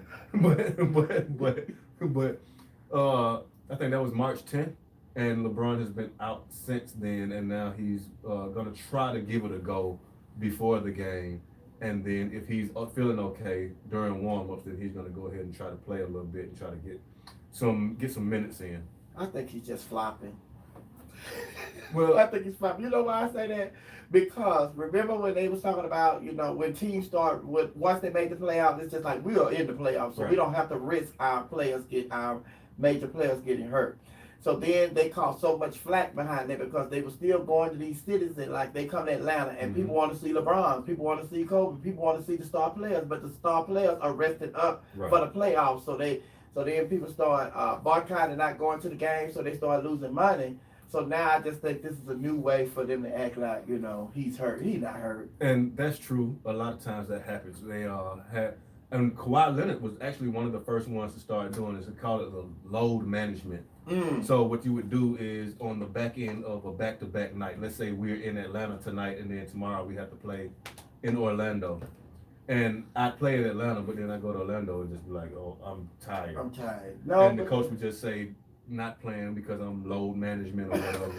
And everybody was like, no, we paid $200 for these damn tickets. You better get out there. And not only that, you already know that when you sign your contract that y'all have games back to back. Sometimes you got 4 games in 6 days. Hello. And 2 different states or 3 different states. But you ain't load managing that check. Hello. So you need to get your butt out there and play basketball. And it's crazy because that's one of the things I will agree about with the older generation. The older generation, they never took the night off unless they were absolutely seriously injured. And they played while they were injured. Right. Like Flame said, you could get them out of the game, them little shouts. Exactly. They want to run up and down, they calling them shouts. They don't care, but these dudes today, they want to get paid and just play when they want to. Yeah, and these dudes need to take their lead from Venus and Serena Williams. Okay. Because those young ladies, they play injured, and they don't even tell you that they're injured. You just have to look. You say, no, she's not moving the same way. That's not, something's going on with her. And then even after the match, and they interview them, and they say, well, we noticed that you're right. You wasn't moving, you were dragging your leg. She said, no, I'm fine. I promise, I just went on my A game tonight. And then after the tournament was over, they say, yeah. Just like with Serena Williams, she won the tournament, she was pregnant. Yeah, I was getting ready to say that. Like, she won the whole tournament pregnant. She won the tour championship pregnant. Pregnant. And then this recent, it was just this year, Venus was in a tournament. I think it was the Australia Open or something. And, it was obvious she was injured. She could even play her game. She could play her full game. And they was like, oh, she's hurt, she's injured, she's not gonna be able to go. And it was just like the second set. So then it's just like they said she cannot play this whole set. So she played that set. Then it's like, and as the game went on, because she was calling for the train and stuff, and as the game went on, she started getting better and better. And everybody was like, well, she's still not gonna win, but she's getting better and better. We don't know. You can't put nothing past Venus and Serena. So yeah, the men need to man up. Well, that's from the training because her dad, they had a rough background. They were playing. Her dad used to go out there and basically negotiate with Bloods and Crips for them to play on the court in On the Compton. court. Don't hurt my daughter. Right, you know, and then it wound up being that they looked out for him, and it was just their upbringing of you don't make the excuse, you don't give the excuse of, oh, I'm injured. And now this generation, and I hate to say it, being that a parent of raising kids in the generation, but this generation, you give your kids all the excuses. You know, you compensate for what you think the kid lacks instead of pushing them toward being better. But not only that, the parents are in a different position than when our parents were coming up. Like when we were coming up, it was just like the neighborhood looked out for the neighborhood. Right. And now it's just like, baby, you say something to somebody else child in the neighborhood, next thing you know, you got to knock on your door. The parent coming over there with a gun, want to whoop you, calling you out on the street, want to fight. I told my son, I had this conversation just yesterday, and I told him, somebody made a Catholic school reference about getting a whipping in school or something like that. And my son was looking at it, and I was like, you don't get it, do you? And he said, no. I was like, well, I was growing up, like they sent you to the principal. You had the option of, before you got suspended, the principal would pull out this paddle and hit you with the paddle, and you was like, hit me with the paddle. I was like, but yes. He was like, well, we just be fighting. I was like, no, because your parents have signed off that the principal has, you know, permission. And then on top of that, if your buddy's mama heard about what you did or saw you doing something crazy, she would whoop you and then call me, and then I would whoop you, you know, and that would happen. He was looking like, well, Miss Jackson can't whoop me. I'm like, that's what happened, man. Like that's how everyone was raised. But like you said, that's the community. And now it's everybody, you better not touch my child.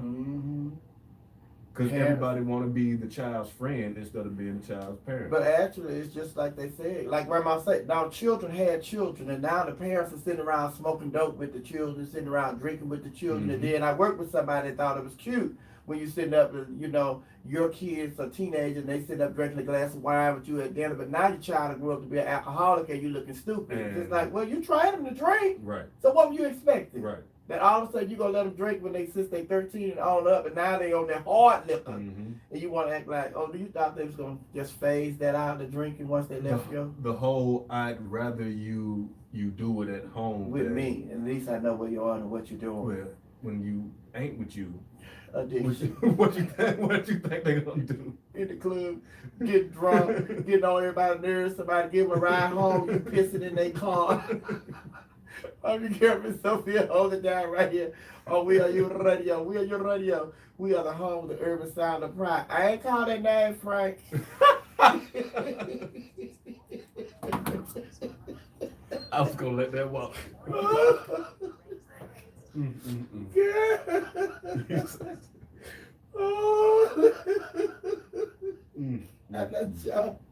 Come on with it, y'all.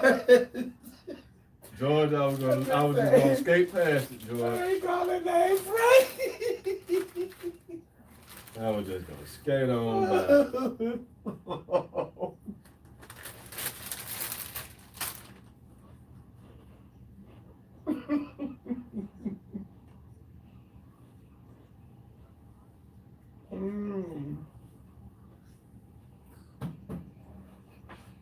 So what you doing the rest of the day? Shoot, I actually, he's in the, once again, Reese is in a little music group. So they call themselves, they're gonna write some original music, because it's funny because they got a group of talented little kids. Like, he started out as a DJ, and now what he's doing is he's going throughout a bunch of these programs and making a lot of the beats. And I told you, like, a lot of the beats that's on the stuff on my podcast, he's making the beats.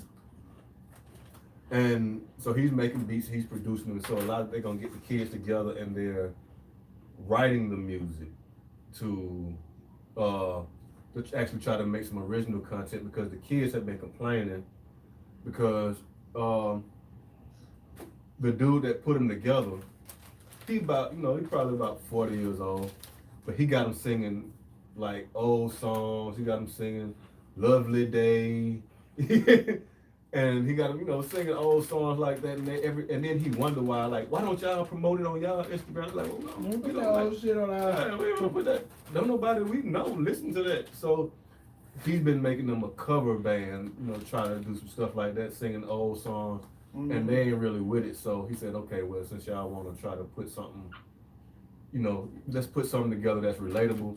You can play it to your friends, but we not gonna be out here shaking ass and talking about all of this because y'all are mainly 13 to 17 years old. Yeah, y'all basically 13 to 17. So we can put out some good, respectable, have fun type music, but we ain't gonna be. Whatever came of Usher's program? I don't know. Somebody told me that their son was running it, or that was in it. Was that that wasn't Lacey. But I hadn't heard anything about it. Like I know Usher was supposed to be doing some stuff. I know Ludacris was supposed to be doing some stuff too. He had a little thing. Then Dallas Austin, did he start something? I remember Luda had. It was something around Christmas that he was supposed to be putting together with some kids, and they were trying to get kids opportunities to do some stuff. I went to the site and couldn't find it. Like I couldn't find it because I wanted to try to put my daughter in it because she's interested in like doing the hosting of like podcasts. Like I said, she started a little thing the other day not the other day, but she started a little thing with like trying the different foods and stuff and wanted to be a host of on her little page, but I couldn't find the information on Luda's spot. I was gonna say, I got my phone. I was gonna say, let's see if Luda number is still the same. I'm sure it's not.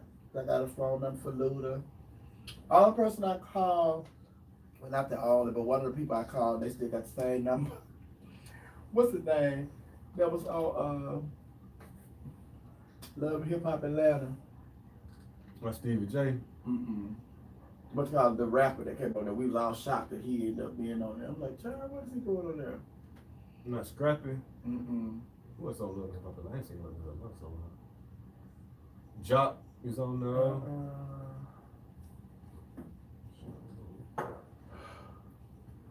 I ain't seen that in so long. I mean, I tell people like I had to start watching them little stupid shows because I was telling folks were you there that day? We were in I think we were doing Brown Brothers show. And no, it might have been Tigger's show that we were doing. We was in like Brown Brothers. I told this lady to move. They're like, oh, that's Sean Garrett. Oh. Yeah, they're like, that's such and such from Love and Hip Hop. I don't know who the hell that is. So we were getting ready to go live. I said, excuse me, lady, you have to get up. We're doing this live interview, because we got such and such coming.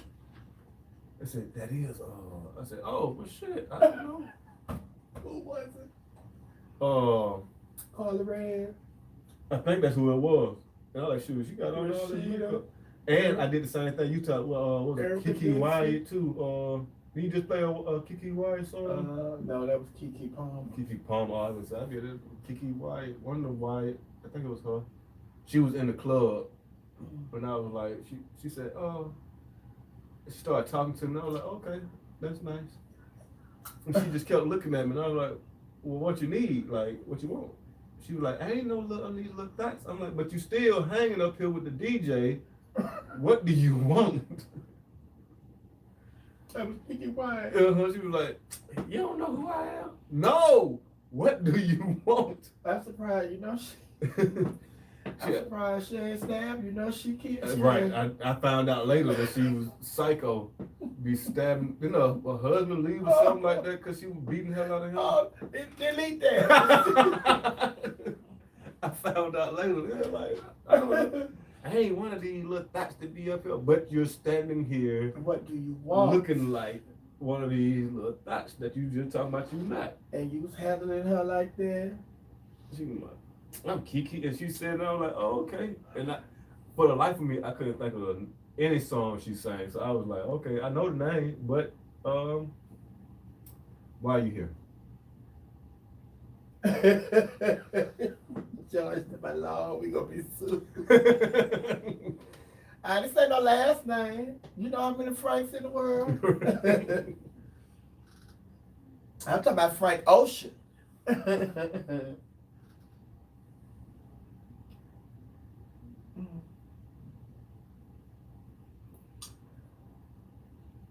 All right, this is Madonna.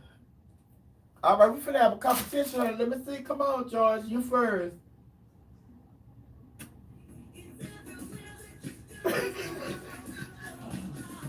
Go ahead. Strike a pose. First you want me to sing. Now you trying to get me a Vogue. Only Vogue I know is tires. Is what? Tires. Oh. I'm out Monday. You can have a show by yourself Monday. On Monday. Yeah, you know how to run the board? I got done. I'm supposed to be doing a show with. I'm supposed to. Sometime I gotta qualify the time. It's supposed to be me, Hugh, and JR. Over at Dave. I mean not Dave. At Mhm. this. We're supposed to be recording some stuff. At V's. Oh, that's right.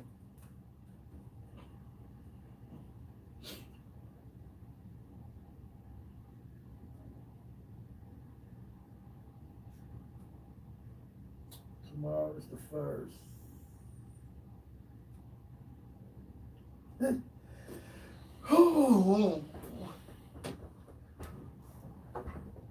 The great Danielle, what's going on? I'll be original say. Dallas the manipulator Austin as left eye say. Oh, that's what she said while she was here. Cause they ain't get that money. Dallas was doggone. What Dallas sleeping and chilling and still robbing them out their money? Yeah. He wasn't the only one. I believe it. Babyface was doing the same with Tony Braxton. Mm-hmm. How you chillin' doing? Y'all hanging out with your mama? Yeah, y'all mama crazy. She's a bat out of hell. Mama, Mr. Robert Earl outside.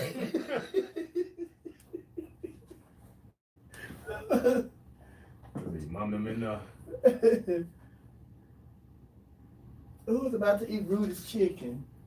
You finna eat Rudy's chicken? Oh, that's somebody talking about that chicken in Dallas. That's Rudy. I ain't never heard him. I heard of Williams chicken. I don't know, Rudy. 1 minute. I don't know, Mr. Rudy.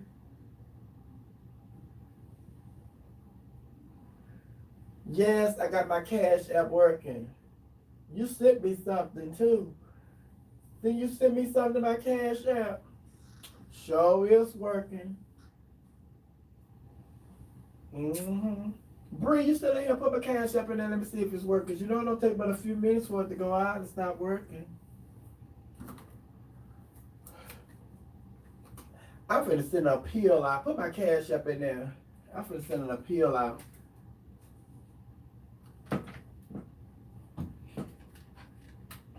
You ready, going? Yes, indeed.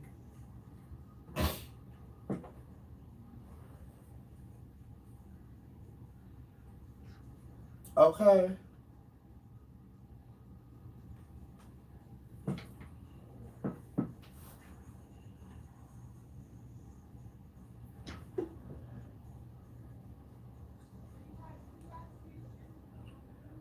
Welcome back to Club Chit Chat with your DJ, Miss Sophia, right here. We are your radio. We're your radio. We are the home of the urban sound of pride, baby. Yes, we are. I'm here with my special guest, the one and only Commissioner Gordon. Yes, and you can check him out on the Commissioner's Conversation podcast. You can check me out also on Instagram at the.commissioner.gordon. You can also check me out on YouTube. Just type in the Commissioner's Conversation. You have to get through. I did that the other day, and somebody actually put up a Commissioner's Conversation. Like, they were talking about the potholes. Like, we make the joke about the potholes. Like, so it was somewhere in like San Francisco, so I was like, it was, I can't remember what, it was San Francisco or Detroit or somewhere. And I was like, ain't this something? We were just making a joke. And somebody actually put it up. But you can just type in the Commissioner's Conversation and you'll see me, because it'll be me interviewing various sports guests, like sports reporters. So you can check me out there. But like I said, at Instagram on @the.commissioner.gordon. And I'm sure the commissioner is glad that you are getting some of those hateful emails because he's not getting the money. Please. He said, finally, somebody else. Yeah, I get one more email about this Atlanta traffic. But yes, but you can check Gordon out, and you loaded your latest Yes. podcast up. It's up now. Right. And what were you talking about on your latest podcast? On this one, like I said, we were previewing the NFL draft. And so I put it up and I talked about first round. I talked about some sleepers to watch, some running backs to watch. I also previewed the NBA playoffs. And so we got the NBA playoffs coming up in a couple weeks. So I told you about some teams to watch as they try to position themselves to be number one. Some players to watch because everybody is trying to crown this guy as the next great player. Right. But if they ain't doing nothing in the playoffs, it really don't matter. Do you cover the women? Yes. The WNBA? Yes. They're done for the season? They actually just had their draft. I talked about that on my past podcast. The Atlanta Dream selected Ari McDonald. Oh, okay. The young lady out of Arizona. And I don't know if you've seen her, but the best way I could describe her is like Allen Iverson. If you watch Allen Iverson play basketball, where it's like 100 miles an hour all the time, going hard to the basket, and she played just like that. I started watching the the tournament, and I just couldn't stop watching her game and not realizing that Atlanta would later on go on to draft her. Right. But I couldn't help could keep watching her. Like there was other young ladies that were playing basketball that they were trying to say that they were the best. Like they had the little girl from UConn. I can't remember her name right now. But she was a star from UConn. They had another one that was from Baylor. But I just couldn't stop watching her. And so I came on, like, hey, I don't know if on one of my podcasts, I said, I don't know if you guys are watching, but this girl, Ari McDonald, is hooping. And she had a run. She with the Dream. She had a run with Arizona in the tournament where, like, the first 2 or 3 games, she just refused to let the team lose. She's like the little rabbit. The little Energizer Bunny. Just keep going. And she refused to let the team lose. Whatever they needed. They needed a big shot. She made the big shot. They needed the pass, and now she's with the Dream. Okay, now the women with the Final Four, the women, it was just like, we were looking for Tennessee. We always look for Tennessee for all the women. Right. And we always look for UConn women. But this year, it was like 2 different teams in the championship game, right? And that was Arizona and Stanford. And like I said, she took Arizona all the way to the front. Typically, and Pat Summitt has passed away. Right. Rest in peace. But like, if you think of women's basketball, You think of Pat. You think of Pat Summitt. Pat Summitt is I don't care whether it's men's basketball or women's basketball. Pat Summitt is probably the greatest coach in college or pro. And also, speaking of coaches, we're going to take a break, but speaking of coaches, this was the first year that we had an African-American female that was a coach for one of the final teams, right? And Dawn Staley coaches South Carolina. She is making South Carolina a powerhouse. You know, she played on the WNBA. She played in the WNBA. She also played for the Dream Team back in the 90s when it was her, Lisa Leslie, and all those greats. Yeah. So we got to keep up with the women as well, honey. But I'm your girl, Miss Sophia, holding it down right here on WERU Radio. WERU Radio, with the home of the urban sound of pride. We're getting ready to take a break, but coming back, I got to tell you what's going on with the Tamika Festival and also post the final season. Yes, it's getting ready to take place. The final season, season 3. Who would have thought that it would be the last season, season 3? We at least thought we were going to get 6 seasons. But final season, season 3. Come on, let's ride. Oh. Doggone. That's what somebody was talking about. One of my wife's friends was talking about Pose. That was there. To a lot of the straight women, that was just like their Sex and the City, how Sex and the City was. That's like, that was their gay show. That was like introducing them to a lot of stuff that was going on in the gay community when it comes to the ballroom scene, pads and stuff. Oh, okay, I didn't get it. The ballroom. ball. Because when you say a ball to a straight person, they think like the mayor's ball. Right. We're going, like, no, it's not that. Yeah, I didn't. Once again, I don't watch hardly anything on TV. Only time I watched something different was I was just telling my cousin, we were talking about everybody was guessing before the draft. I got so tired of everybody just guessing. I think such and such is going. It was one dude I was listening to. He made up so many damn scenarios that I was like, my head was hurting. I was like, man, I need to cut this shit off. And so I wound up watching another episode of like The Family Soldier. But one more of these people just telling lies. They don't damn know.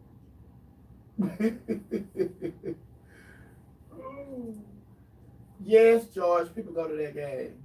It's like, does anybody go to No Shade? Does anybody go to the women's game? Yes, women's game. You know what? Baby. At first, I should have saw that. I wish I'd have seen that on the air.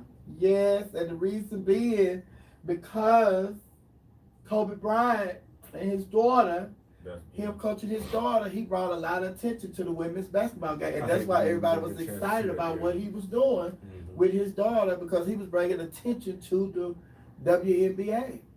I hate that we didn't get a chance to see it, because he basically had said that, you know, she was gonna be him. She was gonna be him. And you can see it in like the little clips. That if you watch the she had all his moves. Yep, she was doing the same thing. Right. Like, she is really into this Gianna. Yeah.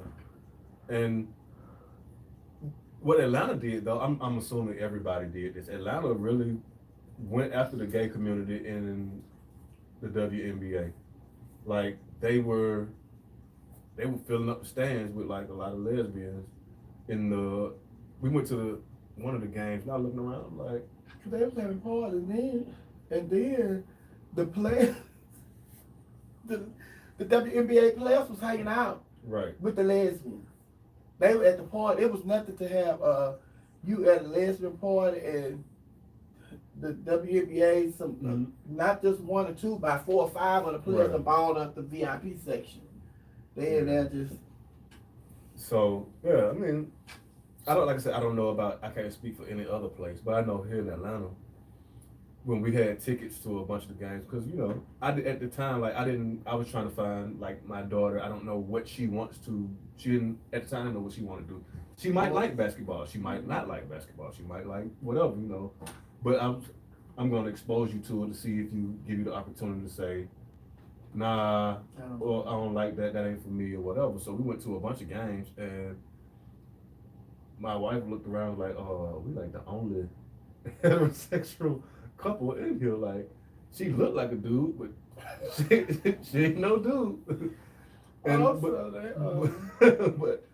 but it was cool. Like, it seemed like they had a target audience, and shit, that's half the battle. Hitting them in them seats. That's all they want, just get somebody in the seat. And then when they got rid of the old racist owner, so they set out on her, they let her ass have real quick on the bitch. Fuck you. Bitch, they had commercials and campaign ads and shit. Well, that's why when I did the Braves, like, bitch, y'all know he ready to get y'all on up. Fuck that bitch. We don't care. Excuse my language. But baby, and when she lost, they were like, good. But she lost her, she was like, yeah, let me go sell these whores. Y'all can have them. Cause and once when I read her bio, like I didn't, you know, some of these politicians, they pop up out of nowhere, you know, and you see they've been laying low, they've been doing little local politics here and there. But when I read, I said, mother just married some money. She married money. He gave her a bunch of stuff. He gave her like the Atlanta dream just to shut her up so she can feel like she's an entrepreneur. And they gave you a seat on the Senate. They took it right back.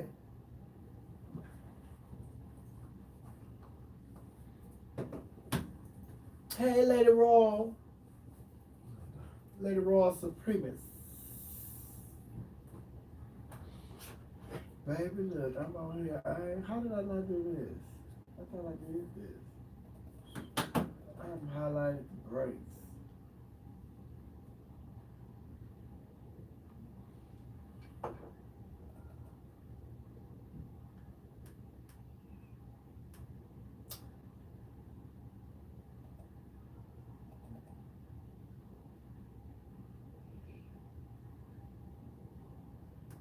what is that? Take that out of there.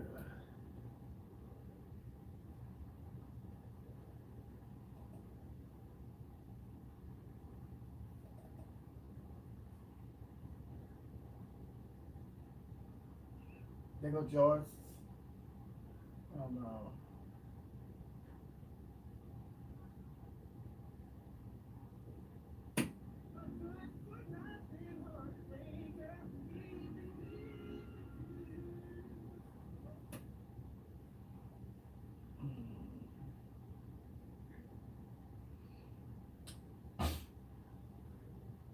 Where's this information for the Topeka Festival?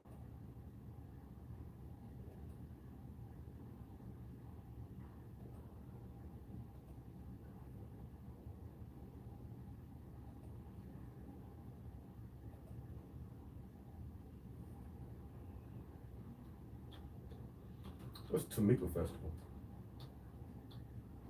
The poet Topeka Georgia Me Harper. Oh, okay. It's going on this weekend.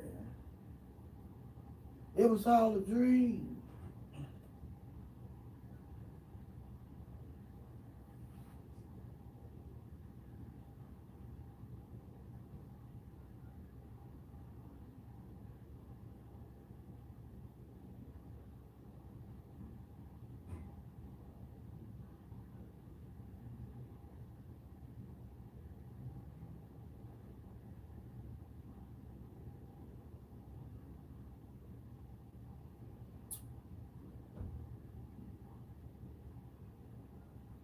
Mm.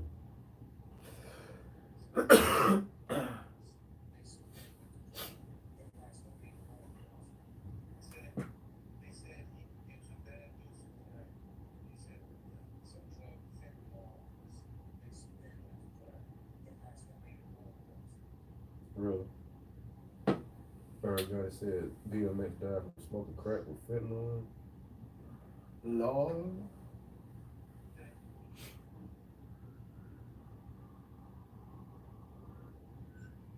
That's not true. They lying on DMX. I know X. X wasn't in drugs no more. He was in the Jesus. They set him up. They killed him. That's a COVID shot. 'Cause he was getting ready to get a church. He was going to be like Kanye.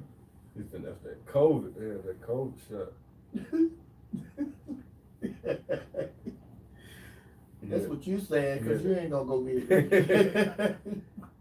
Let me call Trump. Let me call Joe Biden. Yeah, that Johnson & Johnson.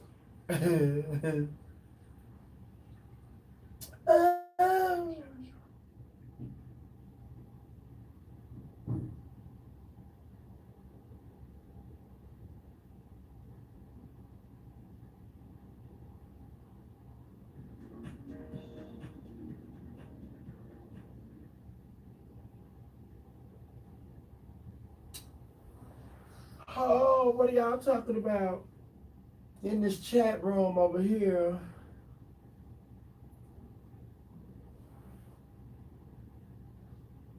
George, you still in here? I need you to go to my what you call it, and go to my YouTube channel and make my what is it? Turn on my what's called so I can pay for my stuff. What is it?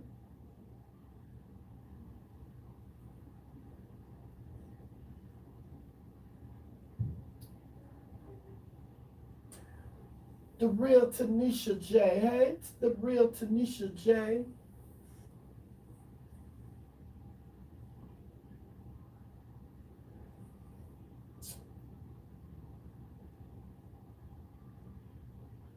Monetize.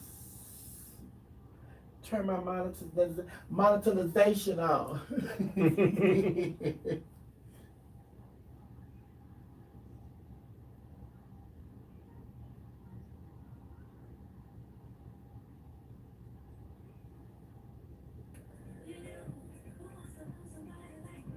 Alicia Keys and Common. Oh. Miss Key don't make music no more, does she? No, she's I watched something she did. It was really, really good. It was an interview she did with somebody, Mm. and she was talking about.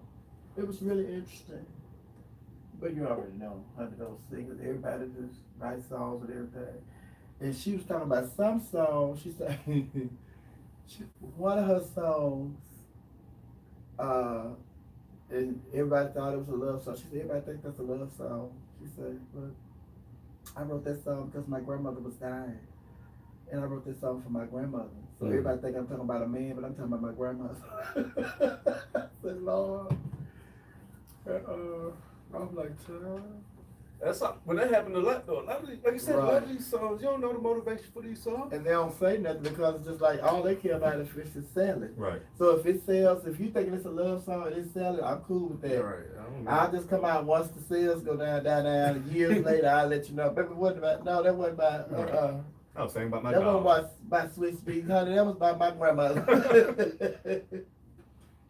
Yeah, that was a song about my dog. I don't know nothing about what you're talking about. So I ain't never had nobody. I wasn't in a relationship. That was about my goldfish.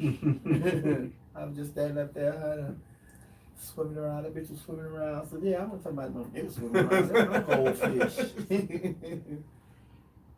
That probably wasn't Nita Baker was talking about. Somebody that should be going this way and they was going that way. That's like goldfish. Oh, what's the next song? Jermaine love song, Lost Soul. We're coming up after that. It's Happy Hour.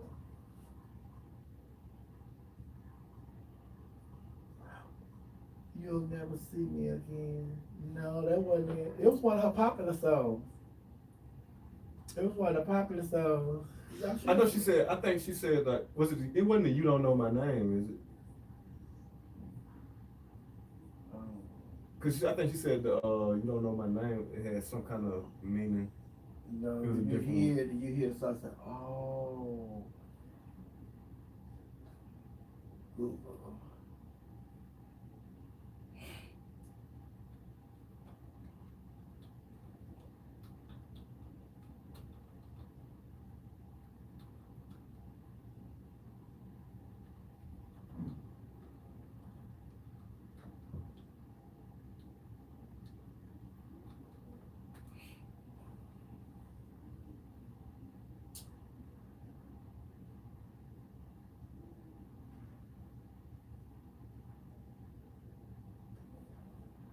What did it say? Is his name, mother? Like you'll never see me again. That was it. That's the name of it. She was on Red Table Talk when she talked about it. Oh, okay.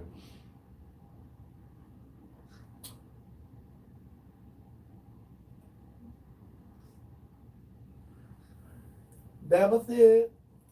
Like you'll never see me again.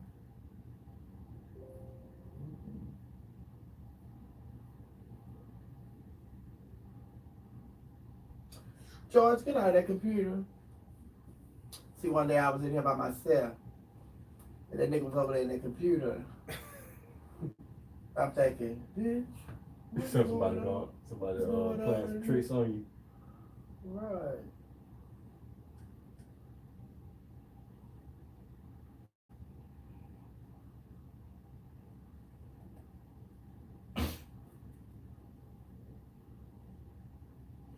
You know, so to my damn fried chicken. Now you want some churches? Right. I want no churches.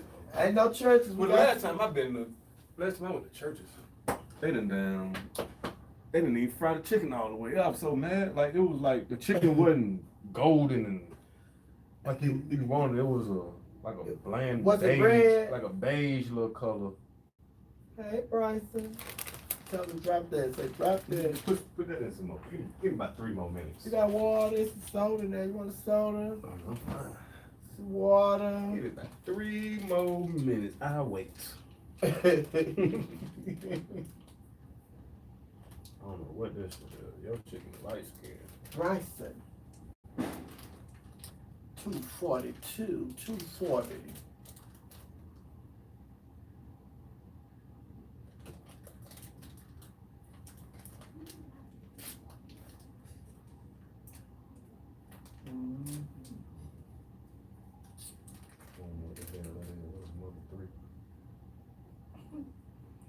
Terry Crews want fam.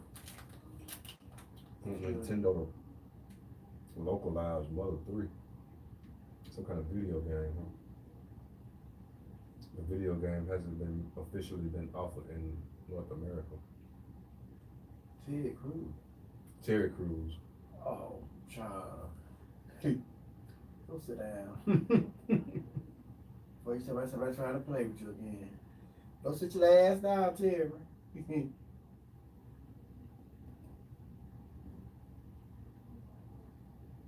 White folks so emotional.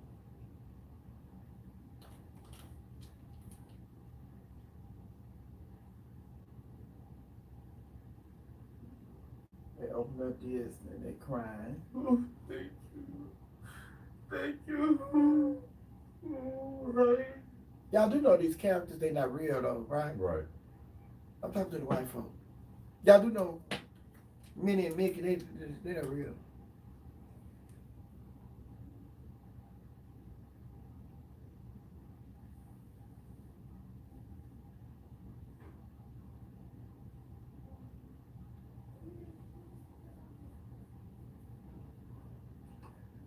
I run the old stores now. The old stores, my Dr. Drew runs for Club of Gunshots and Rock at a famed steakhouse. It's old. What happened in India? They had some kind of, not Indian. What was that? Some kind of stampede. Oh, in Israel. Israel. Yes, it's something religious, and they were up there 30 seconds. At least 44 dead. They stampeded because something happened, and they said there's too many people. It's like a stairway. More than 40 people have been killed, and another 30 are in critical condition. Baby, and it was just crowded in there. You see the people, and then they went back after the people cleared out. It's all kind of glasses and water bottles and stuff just broke. People eyeglasses. I'm like, Welcome back to Club Chit Chat with your DJ, Miss Sophia, right here on We Are Your Radio. We Are Your Radio with the home of the urban sound of pride. Jeremiah Love Song. Oh, let me just let him finish. Because he just won't go let me have it going. God, he wasn't going to let us have it. He wants to get every little word out. That song is called Lost Soul. He almost lost his soul. He didn't shut up. Let me have a little piece. Well, you know, Jeremiah is one of the guys on Khaled. We were talking about Khaled's new album. Jeremiah has a song with Lil Wayne, I believe, on the beginning of DJ Khaled's new album. But I want to welcome everybody to Club Chit Chat's Happy Hour. Welcome to Club Chit Chat's Happy Hour, everybody. Get your drink on, get your smoke on, get your pills on, get your freak on, and get your infused brownies on. Not brownies, but edibles. And edibles, flames. Say get your edibles on. Yes, everything's legal right here at Club Chit Chat during our Happy Hour. I'm here with the commissioner, the one and only, the Commissioner Gordon. Yes, indeed. And he's been sitting here talking about he's going to fix the streets in DeKalb. He's going to get that water right in Stone Mountain. And he's going to get the... Yes, he's working on all the potholes and everything. Commissioner, they are really... Traffic lights, traffic jams, yes, I got you. Yes, all right, especially the traffic jams. Now, you need to go and build some more freeways. Don't do the double like they did in L.A. That shit fell down, honey. It ain't been the same since. Don't do the double. But welcome to Club Chit Chat Happy Hour. Now, listen. Tamika Festival. The Tamika Festival is going on, and let me see what Tamika, she's going to be tonight. She's doing her event. It's going to be at the, it's called the Queendom Come. And it's a Signal 23 Studio, 667 11th Street. 667 11th Street. Listen, if you play the lottery, you better play the number 667. Go play Cash 3667. That's what Tamika, Georgia B. Harper's going to be holding. Queendom Come tonight. It's going to be hosted by Abyss. So yes, y'all go on, y'all know she's putting it down. She's gonna put it down, she's gonna put it down. She's gonna put it down, she's gonna put it down. The Tamika Festival is taking place all weekend long. So you need to just Google the Tamika Festival and you go to all the events, see what all the events are gonna take place. I'm going to go to one of the events tomorrow. Yeah, I'm going to a couple of events tomorrow because she's so supportive. So I'm gonna go and support her events tomorrow. Tamika Georgia B. Harper. Yes. The Tamika Festival is going on in Atlanta all weekend long. And also, the 4th, May 4th, is Tamika Harper Day. You know, they gave her a day. Really? Mm-hmm. So I'm sure she's gonna have a big barbecue at her house on to make the Harper Day, honey. And you know, her and her mama, they be throwing down. They be throwing down. Everybody in the neighborhood is invited, you know. Cause I'm from West Side, Shawnee. I was born, raised, bred, Atlanta. So, you know what I'm saying, Shawnee? You know, don't play. This me. I know about Congressman John Lewis. I went to school with his kids. His kids know me. My mama know his mama. We used to go over to Congressman John Lewis's house. You can't tell me nothing about Ralph David Abernathy, Shawnee. I'm born, breeding, lead. West Side today. Ooh, West Side all day. And then stand up. don't get her and Killer Mike together. Oh baby, you get her and Killer Mike together, honey. You gonna have a history class. That's one thing Killer Mike is good for. I ran into Killer Mike at Old Lady Gang on Count Creek. And apparently whoever he was with, it was their first time in Atlanta, because like you said, he was sitting there giving them a history lesson. Yeah. He went down from the beginning, from the Civil War on up to today, modern day.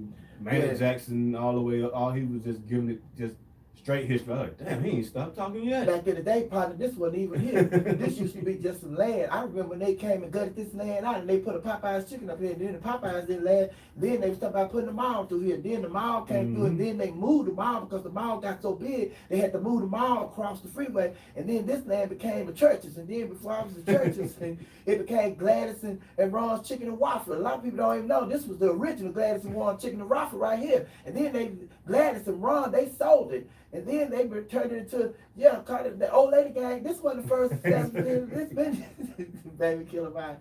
Shout out to Killer Mike. Yeah, Killer Mike supposed to get his ass up here because he's supposed to be coming to the show. He's supposed to be doing the show. Yeah, I got you, Miss Sophia. I got you. Let me just get everything going. Everything, back running because, he's supposed to come. Then the pandemic hit. So everything shut down. His barbershop. Then they get ready to open up a restaurant, he and T.I. Then they get ready to do a food truck. The food truck and all that. But he say that now things getting back a little better, so he getting on his feet. So he'll be here. Yeah, he did some good stuff. Mm-hmm. Pose, the TV show. The final season, season 3, gonna start. It's gonna air Sunday. The final season gets on the way on Sunday. So make sure y'all check out Pose. You say your wife watched Pose. No, one of my wife's friends watched Pose, and they were in it. Like she was schooling. Like they were having the girls, while we were out talking about sports at our table, they had the ladies' table, and she was schooling them on everything about, and I was like, okay, well, I guess you all the way in. All the way in. She all the way in. Yes, but she is. But listen, this is birthday. We do birthdays. You ready? Here you go. Here's see how she did. She ain't gave me a sheet yet. It is. But you ready? But I kind of fixed it up. It ain't putting you out there now. It ain't crazy. It's not crazy. I looked out for you. You know what? This is all right. So today, Travis Scott. Travis Scott is 29. You know him from Astro World. No, I know him from one of them Jenner girls. Well, you might know him from that baby he got with Kylie. One of them. Who is it? Kylie and Kendall. Yeah, it's Kylie. Kendall is the model. Kylie is the one that's following the footsteps of her other sister. Kim and Chloe. Right. Kylie want to be with the black boys like Kim, Chloe, and their mama. Right. So, shout out to Travis Scott though. It's also Lil TJ. He turns 20 today. Lil TJ is also a rapper. I can't tell you any of the songs he sings, but I know my son, knows. He can tell you his whole collection. Now Kirsten Dunst turns 39 today. She's an actress. Isaiah Thomas of the NBA. Zeke is 60. Now you're not just gonna go past Isaiah Thomas. He's former of the NBA, but also that was the one that was kissing on Magic Johnson. That's a long history. That's how they greet each other. And see, They wouldn't French kiss. They were not gonna let you do that to those people. They weren't French kissing in front of the camera. In the locker room is another story. But you know what's crazy behind that? What? They would do that. They would kiss each other on the cheek at center court. Right. And they would greet each other. But then when Magic came down and said he had HIV, Isaiah was the first one to like kind of throw him out, like, you know, that's they said that's for homosexuals, and you're like, what? That was your boy. But they started a trend. Because once they did, that's when Lil Wayne and the baby started kissing. Now, that was who was French kissing. But also, Isaiah and Magic, they fell out for a long time. They didn't speak. I think that was behind that because when Magic had HIV and he made the announcement, because in the 80s, late 80s, early 90s, around then, nobody really knew about the disease. And then it was supposed to be a white gay folks disease. Right. So everybody took 3 steps back away from Magic and basically had pronounced him dead. Right. And so he kind of, I guess naturally you would feel a certain type of way, especially if you had taken in Isaiah as one of your best friends when he was in college and you kind of showed him how to live as an NBA player. Right. And then all of a sudden he throwing you out there and got you talking crazy about you. You take offense to it. So. But Isaiah did, I saw an interview, you can that's what I do when I have free time. I just go and watch old interview stuff. But this was a new interview, and Isaiah did, and he apologized. He was very emotional and remorseful for the way that he treated Max Johnson. And he did talk about that. And he did apologize. And he said that now they're better and they're back, on speaking terms. I saw that also was on NBA TV where they got them together because they did the same thing with Shaq and Kobe because they had fallen out for a while too. And yeah, so. I mean, Isaiah Thomas has a long history in the NBA in terms of he was a coach, he had been a GM, he was, like a lot of people blame him for ruining the New York Knicks and giving away some terrible contracts. and they had a scandal with him and Stephon Marbury. It was some kind of, I think, a sexual assault scandal going on that was in New York. Right, because Isaiah just wanted to kiss, but Stephon wanted to do more. Nah, go ahead. Moving on. Lloyd Banks, co-founder of G Unit. I didn't know he was a co-founder of G Unit. I didn't know he was a rapper. He was under 50 Cent. And he was one of the co-founders with 50 Cent. I know he has had a lackluster career because everybody looked at Lloyd Banks like he was going to be this big time lyricist and song maker, and he had a couple mixtapes and everybody built the buzz and then kind of just fizzled out. Yeah, and 50 threw him. Once you know how 50 is, 50 threw him under the bus and basically said he had all the talent in the world. He was just lazy. Wonder Mike from Rapper's Delight from the Sugar Hill Gang, he turned 64 today. How about that? Yeah, and they had the very first rap song. Yeah, definitely. I can't remember the last single. It's right there. No, I remember Rapper's Delight. I'm trying to think of the producer, the woman who put them together because they weren't a group originally. Because let me Google it. Her name was something Robinson. I just remember because it's Robinson. But it was something Robinson, and her husband had this record label, and he was on the R&B and funk and disco side. And she was like, she saw the thing in New York and she said, this is the future. These are these guys and I got to go out and I got to find some rappers. And she went out and she found Wonder Mike and the rest of the Sugar Hill Gang. And she put them together and they made Rapper's Delight. So, do you see her name? Was it Sylvia Robinson? Sylvia Robinson, there you go. I know it was Robinson. But yes, she put the Sugar Hill Gang together and they formulated the Rapper's Delight. And we'll go on this day, Al Lewis was born. You know That's who Grandpa from the Monsters. Yeah. I used to watch the Monsters here in Atlanta. That's one of the only ways you could see it. Lord. It was in black and white still. I think when I was watching it, I was in Houston. I think it was on channel 26 in Houston. And it was on channel 17 on TBS because, you know, Ted Turner had to have all the old shows. Because it was the Monsters, he had on Sanford Son, he had every old show you could think of to try to get some shows on the air. So he bought all that stuff. But the Monsters, Al Lewis. Oh, but look at Ted Turner today, baby. He got the studio, the old studio and the new studio across the street, across the freeway. I wish Ted Turner still owned the Braves.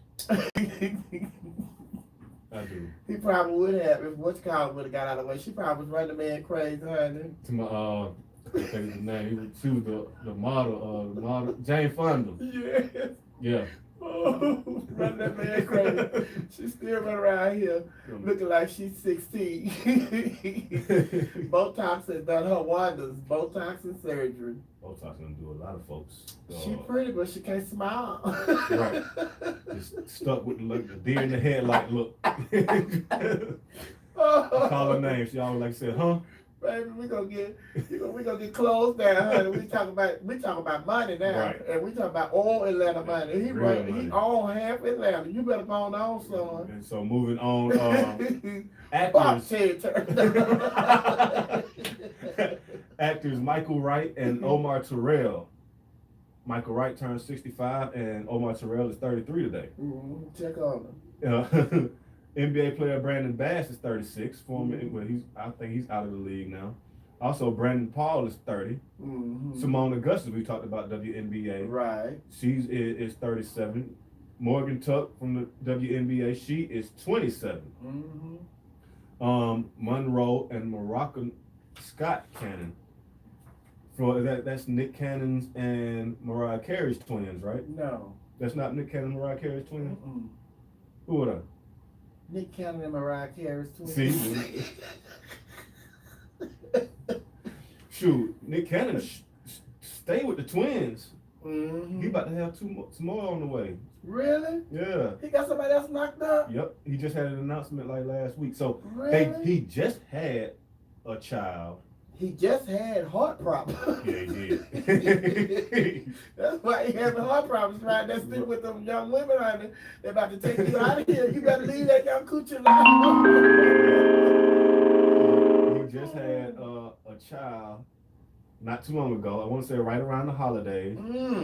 And then they just made him and another woman just made the announcement that they're having twins. So he just sleeping around. He being fruitful. He need a paper sack to put that thing in. Calm down. Is that all the birthdays you had? It is not. Also from the NFL, Armando Allen. Jasmine Nicole Richardson is from. Say that again. Jasmine Nicole Richardson. Say her name again. Jasmine Nicole Richardson. The Laughing Hyenas know who that is. That is the president of the Diamond Club Laughing Hyenas. Her birthday is tomorrow. Her birthday is tomorrow. Well, happy early birthday, Jasmine Nicole Richardson. So all of the Laughing Hyenas, Presidente. y'all need to hit the president up. Just put on your social media. Happy birthday to Jasmine Nicole Richardson. She's also my assistant. She does a lot for me. She stay on me. Half of the stuff that she's just stay on me. And I got to get her a whole lot of information I got to get to her right now. I should have got it to her last month. She said, Sophia. You stay on Sophia. Mama, you know I need. Mama, you know I need. But it's her birthday tomorrow, so I'm a surprise her. I'm going to fly to Virginia. Okay. After I get off the show today, I'm heading to Virginia to surprise her. I hope she's not listening. Huh? It's not a surprise if she's listening. It is going to be a surprise when I don't show up. I would go, but let me tell you, she is like you. Well, not like you, but she is.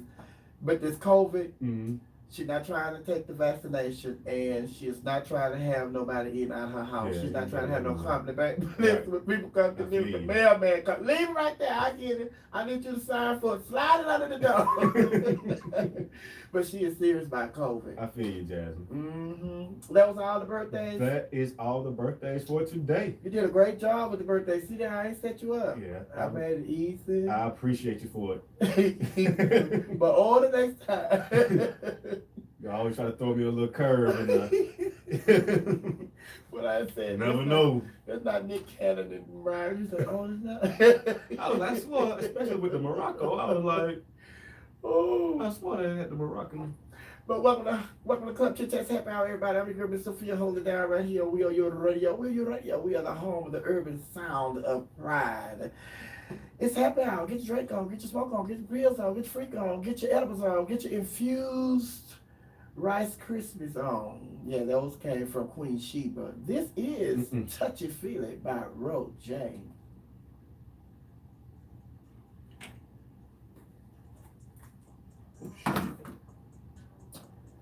Good job, guard. Oh. Hold on, let me get it started on. Oh, he must have said. Who is that? It looked like what should I see what's in? Yeah, that was Corey Brewer. You don't want to see that. Okay. I don't want to see that. Right.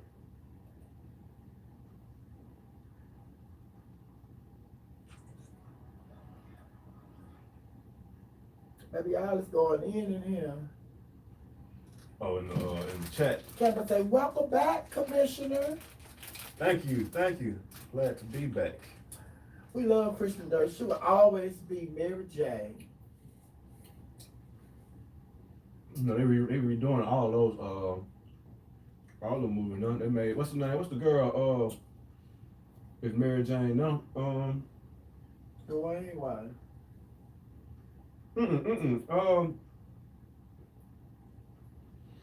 She was just in the movie with Denzel's son. They had the black and white movie.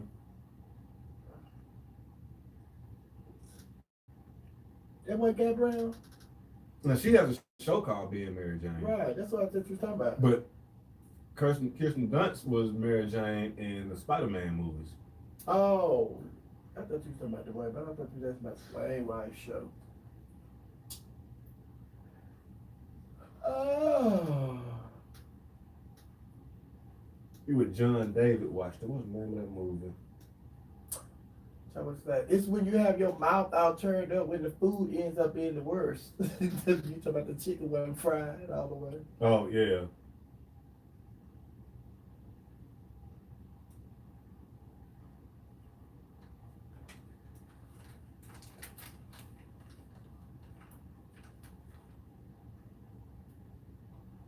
Keisha Comedy said,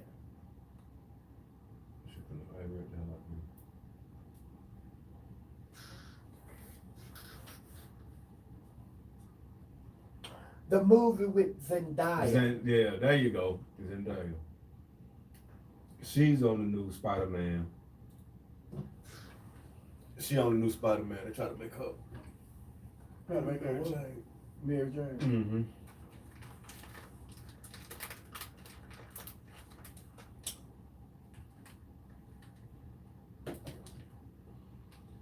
They don't know how old they want that girl to be. In some movies, she about 30. Some movies, she in high school.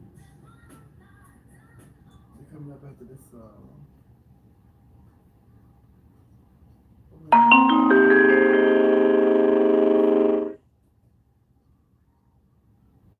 Coming up after this song.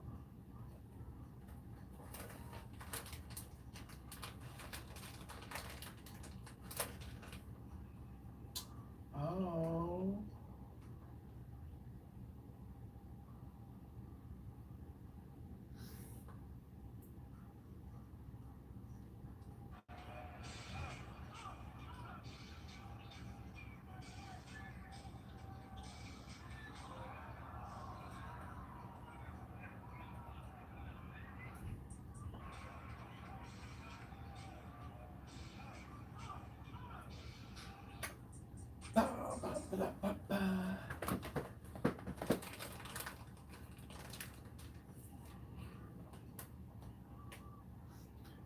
We have to get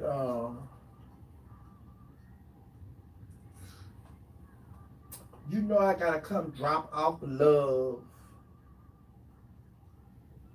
He made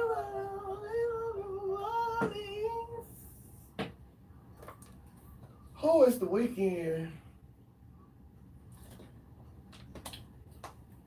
So you you head to the west side this weekend? That's what you going? Go and hang out with my girl Tamika. Tamika Georgia Me Harper. West side shouting all day shouting. Carb hot, carb home. Mm-hmm. I'm all over there. I'm all up in that thing. You know what I'm saying? I got family all over Atlanta. You already know We what born, it is. breathe, and bleed Atlanta. You cut me open, I'm gonna bleed Atlanta, ho. You know what I'm saying? Atlanta, ho. You already know what it is. Mm. Yeah, that's what's up, Killer Mike. What's happening? Baby, the show, the anniversary was off the chain. We had a good time. They had just set up a buffet, but it was seafood because, you know, I'm allergic to shellfish, but they had lobsters and crabs and shrimp, and they did have some chicken and some fried fish. Hmm. But baby, then the kitchen was open. I'm sure she sold out of food. Then the drinks were flowing. Then Flame was there, so the edibles were flowing. Edible flowing. And then the regulars was there, so the weed was flowing outside on the back patio. It was off the chain. Then, of course, the people came and they had money. The money was flowing. I think I got about like $15,000 Monday night.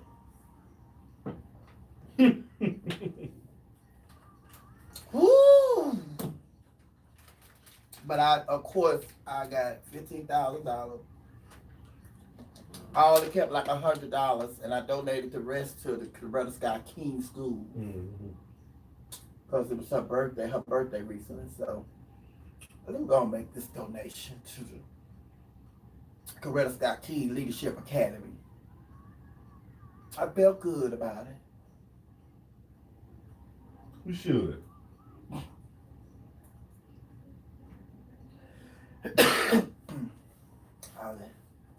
Yeah, let me go on the radio and tell everybody what I did. I forgot. Thank you for bringing it up.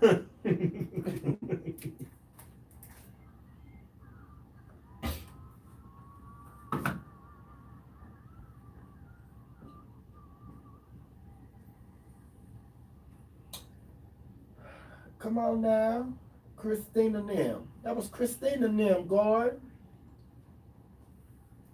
Christina and them.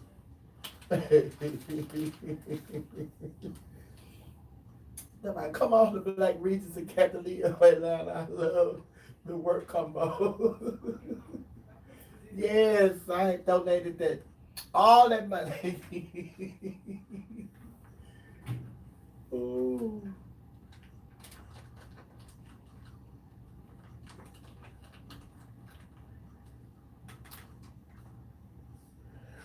Oh, the commissioner, how did you like the draft? Justin Fields to Chicago.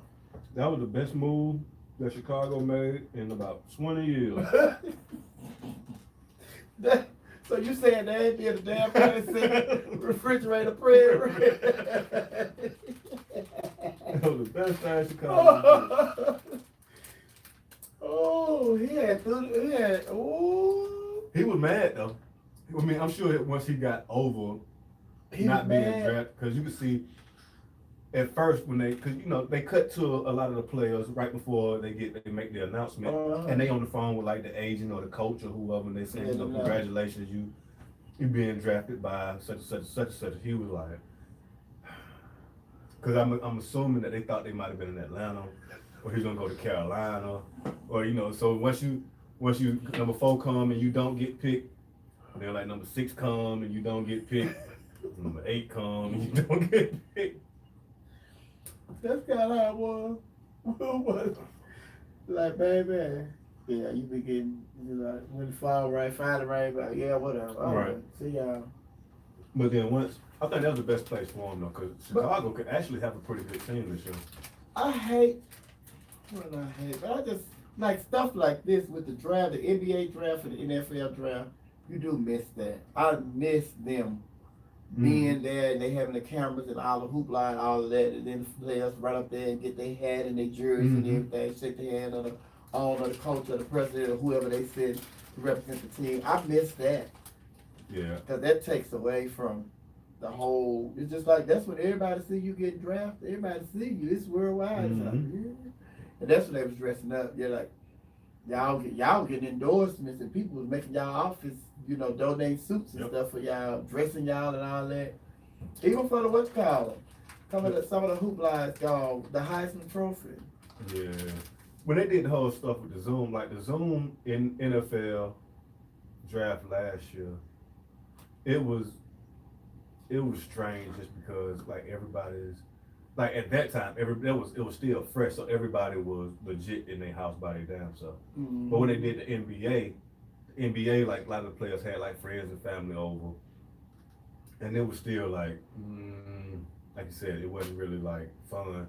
The fun part is like looking around in the background and see, like I said, your country cousin who, like, yeah, that nigga gonna ask you for $1 just a minute. As soon as you doggone. And then some of them, they even took it a step further. They would just go and have they be at their high schools or what have Right. you. They'll go back in the gym all filled up with students and stuff. And yeah, they took away all that. Not they, coronavirus. Miss Coronavirus did that. You gotta be careful with the now you gotta be careful like we were talking about with Justin Fields not going where he thought he was gonna go. They started going to this draft and they don't get picked where they thought they were gonna get picked, and then they get picked a whole lot later. Where you just be the lonely soul sitting in that little room like everybody around you done got picked up.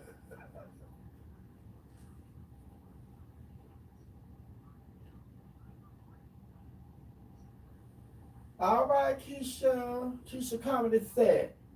So, you know, I'm used to seeing you late at night. Love y'all. Have a beautiful weekend. Safe travels too. I'll see you later, love. Bye, Keisha.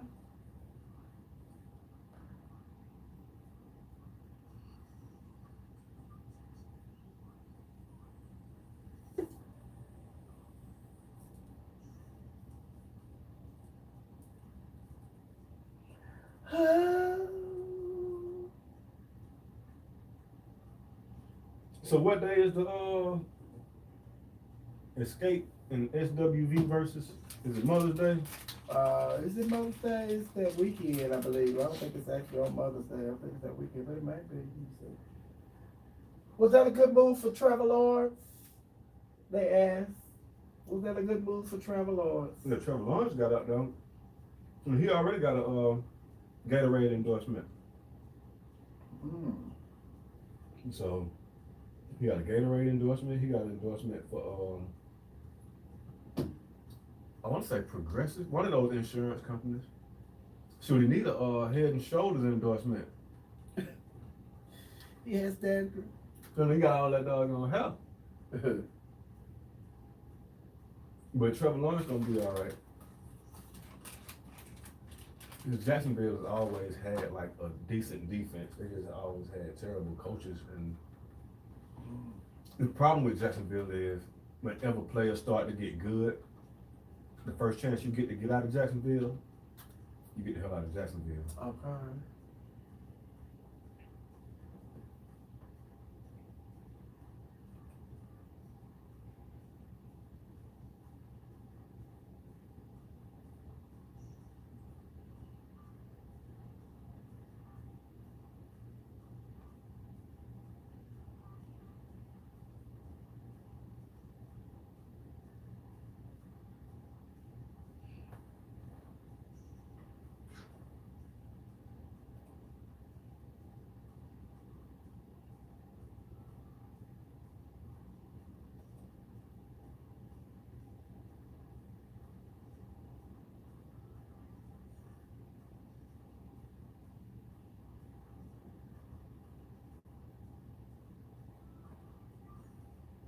It's on May 8th.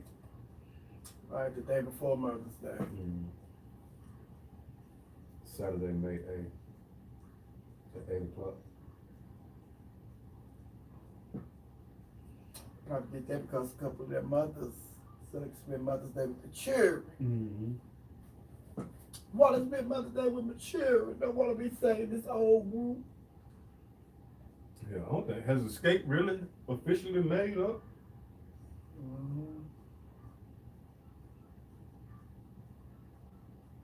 Yeah, they made they just going through about that money. Cause Candy wanted this amount of money. Cause she said that I'm not finna leave Candy Coated Nights and Atlanta Housewives and The old lady gang. I'm not finna leave all this money to go get no little change. Now y'all gonna come up with some money if y'all want me to go with y'all. I ain't mad at But that's what it was, honey. She wanted that money. Candy already got bread. Hello. She told y'all. Then Todd got a little bread too, but he don't have as much as Candy. That's why he coming up with all these businesses. Old lady gang. Now you want another one? Y'all ain't running the first one properly. How you gonna go up with another one? Everybody talking about how the food ain't that good. They just be going out there because they get some pictures with you and Todd every now and then. Y'all up there, they take pictures with y'all. They say get that food right. Customer service. Y'all outside with the band downstairs, back in the backyard. It ain't though. And then when I went over there, and we went over there, my friend took me over there. The one on Peter Street or the one on Peters, yeah. And then she came. Todd, this the one. Remember I was telling you about that person that was just talking about me, and I thought me and Sophia was cool. I said, Candy, you said we had this conversation every time. Yeah, but you always, you be throwing me. I said, I was not throwing you on the bus. She said, I said, that was such throwing you on the bus. She said, yeah, but you wasn't saying that. You was letting them do it. I was like, I thought me and Sophia was cool. I said, girl, come on, girl, let's take this bitch. Come on, let's take this bitch to be you, Todd, because she's very sensitive, honey. She be in her feelings, honey. I don't understand how folks be like that. Her and Steve Harvey and who else? There's a couple of them out there like that. I made that comment. I don't give a damn what you say. Okay. Especially as much as Steve doing. I don't give a damn. Like Steve did the verses with the Isley brothers and the And let him up. and they were talking so much trash about him. This fool came back and started talking about folks talking about it. I'm like, bro, why do you care? Cause he's sensitive like that. Cause his thing is, I don't bother for even in my comment. I don't rank on other comedians and stuff. And people know that's not my style. I do comedy.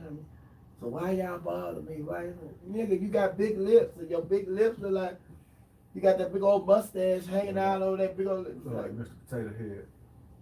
Baby, he like it. Keenan from Saturday Night Live. He had told me, said, baby, and then he just, I guess he finally ran into Steve Harvey somewhere. Steve Harvey be like, when they do the interviews with Keenan, he be like, dude, leave that alone. Dude, he ain't care too much for it. He don't care for it too much. Leave it alone. Leave it alone. Y'all just leave it alone. Yeah, folks a lot of folks just take themselves too damn serious. Like, you ain't got time to be mad at everybody say something about you. Yeah, somebody talking about you, that's a commercial for you. Hello? He want all positive. Bitch, you went positive, you went up there and called the wrong name for that patch. Right. And was calling D Nice the wrong name for most of their damn verses. Come on, DJ Nice. Like, who? DJ Nice? Who the hell is that? D Nice, y'all know what he meant. He was drinking. He had his drink. Baby, he think he old school. That's my friend. That's my partner. I shortened his name up. You don't know that man. Frank. Right. You don't know that man. That's exactly it. Because if that was your friend, your partner, you know his name is Right. D Nice. And if you wanted to shorten it up, you would call him D Nice instead of DJ Nice. Who the hell would call him DJ Nice? Let me call Steve Harvey. I need my phone, so I need my hiatus to get off, so I call Steve Harvey. Let him know that Gordon's up here talking about him. Tell him. Who is Gordon? See, I ain't saying nothing to you, brother. Why you see? That's what I'm saying. I ain't got nothing against you. I don't even know you. I ain't put your name in my mouth. Why you up there going ham on me, talking about what I do? See, that's the kind of stuff that I'm talking about. I don't like that. Okay, Mr. Harvey. Weekend Pearls. Rudy's Chicken. We never heard of Rudy's Chicken until somebody brought it up in here today. See? Yeah, that ain't you. I talk about Dallas and Rudy's Chicken. I said, no, it's Williams. We call it Williams Chicken in Dallas, not Rudy's. Gordon hung out with me once again here at Club Chit Chat. 1 minute 40 seconds. We're gonna do this last break and we're gonna be out of here, Gordon. Cool. When you coming back, Commissioner?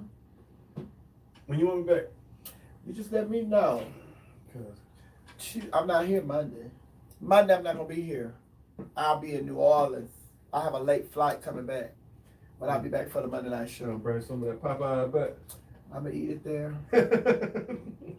Oh, but I don't know. I don't know if we're gonna have a Popeyes this go round. Cause I'm going down there for my sister's birthday and baby. Oh, y'all can do somebody She gonna cook. is going to have, well, they going to have a whole lot of stuff that I can't eat because I'm allergic to shellfish. But once I get past that shellfish, Now, how bad is it for you? Because I know oh, baby. my mother has, it comes and goes for her. One day we were eating some shrimp at somebody's buffet, and I said, hey, Them shrimp. your eyes is looking a little like you've been in the ring with Mike Tyson. She's like, oh, that's my shellfish. I gotta go take me a Benadryl. I should have been took that. You knew we were coming to eat some damn shrimp. I don't mess with them. And I can eat a shrimp too, but my whole mouth will itch. Mm. But past that, Yeah. baby, I cut off my air circulation. I don't play with it. And then, like I was saying, Monday, for the anniversary show, they had the shellfish and stuff. Mm-hmm. And I was scared to get some of the other stuff. Welcome back to Club Chit Chat with your DJ Miss Sophia right here on WERU Radio. WERU Radio with the home of the urban sound of pride. How fitting, Diana Ross, love hangover, honey, because we in here at happy hour, drinking, smoking, eating edibles and everything. But last call. Greenwood whiskey. Huh? Said shouts out to Greenwood whiskey. Greenwood whiskey, can I tell you, George and his husband, they love it. Oh, they had Oh, okay. and George talking about whiskey ain't smooth, and whiskey strong. Then George to them, I gotta give it to it. It really is smooth. Yeah. I was like, let me taste it. Put that down. Put that down, gal. You wasting that good whiskey. But they say it's good. Greenwood whiskey. Yes, indeed. Celebration whiskey. Okay. But this last call for everything. Everything. We getting ready to get out of here. We're gonna have a wonderful weekend. Have a great weekend, Garden. Thank you. Have a great weekend to you too, Miss Sophia. And thank you. And when you coming back, I told her whenever you want to come back. Tuesday, Wednesday, Thursday. Tuesday, Wednesday, Thursday is when George is able to come in here and take the show. So that's why we on live, YouTube live, because George wasn't able to come in here today. Let's go for Thursday. I'm with Thursday. Thursday, okay. I'm with Thursday's cool. Just let me know. And then you can come and hold the show down by yourself when I'm not here. Also, Queen Sheba. I can't wait to get Queen Sheba in here to hold it down by herself. Because I just let y'all come and take over. Queen The Sheba. commissioner takes over. Club Chit Chat. Club Chit Chat with the Queen Sheba Chit Chat takes with the over. commish. Get that. They going I'm gonna have people calling in here and say, call and tell her fix the streets. Call and tell your water's not working. Call the commissioner. Yeah, I'm gonna have people Your call tax in. dollars at work. Real Angela talking about bald headed now. Woo, boom. Yeah, it's not. I'm not bald headed. I just have my hair pulled back in a bun. Just can't see it from the distance. Oh, and don't forget to check out the Tamika Festival, Georgia. The Tamika Festival this weekend, all weekend in Atlanta, Georgia. Just Google Tamika Festival. All the events will come over because you have a whole lot of events tonight, tomorrow, and Sunday, and Monday too. So Google the Tamika Festival, Georgia Tamika Harper, and Georgia Tamika Harper Day is Tuesday, May the 4th. I'll be we're not having DragaCon this Saturday, but it will be next Saturday. But this Sunday we will be at the brunch. We will be at brunch this Sunday over at the Traffic. We have two shows now. The first show is at 12, and the second show is at 2 p.m. So the traffic jam. Yeah, we have a traffic jam. And then I'm going to leave the brunch and I'll be flying to New Orleans to my sister Princess Aranisha's birthday party in New Orleans on Sunday. And I'll come back Monday. My flight don't get back until like 8 p.m. So I'll see you guys Monday at the Monday night show at the Heritage with the Stars of the Century. Then I I have something else coming up, but I'm gonna tell y'all about that later. Uh-oh. It's so controversial. that? How you doing, Good, Migo? Yeah. Fine. Yes, we Okay. always take care of our. We take care of our office, and we take care of him. Thank you. Thank you. So go ahead and tell everybody how they can keep up with you and what's going on with you. Always feel free to check me out on Instagram at the.commissioner.gordon. Also, you can check me out on Twitter. It's G Robinson Sports on Twitter. So that's at the.commissioner.gordon on Instagram and at G Robinson Sports on Twitter. And also go to YouTube and type in the Commissioner's Conversation. I know every now and then a conversation might pop up about some real taxes and some sewage. Just scroll on past that and then until you see me. Until you see me. And you'll see me talking to various sports reporters, and then just tune in, hit subscribe, and they'll come straight to you. And the NFL draft is taking place, and it gets back on the way tonight at 7. At 7 o'clock. So probably right at about an hour, it's going to be going underway, and they'll have everything set up. The second round will look similar To the first. to the first round as in terms of like the picks. So, and then once you get to like the third round, that's usually when a lot of teams start trading picks away and doing stuff like that. Vic Spade say, do you think y'all can get somebody to draft Arthur Blank? I think he's a permanent fixture. Like we gotta get somebody. Now what we can do is we can raise enough money that we might be able to buy. It don't have to be some billions with a B. You know, we gotta call Jay-Z or some other folks, and we might be able to buy it from old Arthur and pry it out of his cold, dying hands. We might have to just pry it out of his hands, but we raise enough money. I'm right there with you. I'll lead the charge. Y'all want Arthur Blank out of here. Arthur Blank say, I don't have a problem with Arthur Blank. I just, if there's an opportunity to own the Falcons, I'll jump right in that. The owner, child, please. The opportunity, I'm not throwing my money away. Somebody's the opportunity.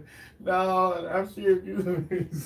I'm Jay-Z, and you call me and say that you trying to get me to buy the Falcons. Hey, ho, what's up? Commissioner Gordon, man, I'm leading this petition. We're gonna go ahead and buy the Falcons from Arthur Blank. What you think about that, man?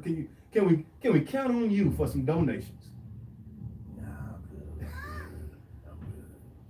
But you spent all that money on them sorry ass Nets. But look at us now. I'm always running over. It's after 6 o'clock. 6 o'clock. Time for the commissioner to rock. Yes. Yes, but I'm not wasting no money on no Falcons. But the NFL draft is taking place. It starts at 7 tonight. Tamika Festival going on all weekend, and also there's a whole lot going on in the ATL. So you don't have to sit in the house. Go get your COVID shot. Go and get your COVID shot. A lot of people say they're not getting it, but those that are going to get it, go on and get it. Stop side-eyeing me. What? No, you don't have to go get it. I'm covered. I go get my second dose this Tuesday. I'm gonna be fully covered. Once I'm telling y'all right now, Atlanta, get ready. Everybody, make sure your phone is fully charged. On Tuesday, May the 4th, I go and get my second dosage of my COVID shot, and there's no telling where I will show up. So have your phone fully charged. I will be butt naked in the streets in the ATL, running around showing everybody my vaccination. All I'm gonna have on is the Band-Aid. I'm just gonna have a Band-Aid on. Show y'all to see. I did it. I really did it. So you.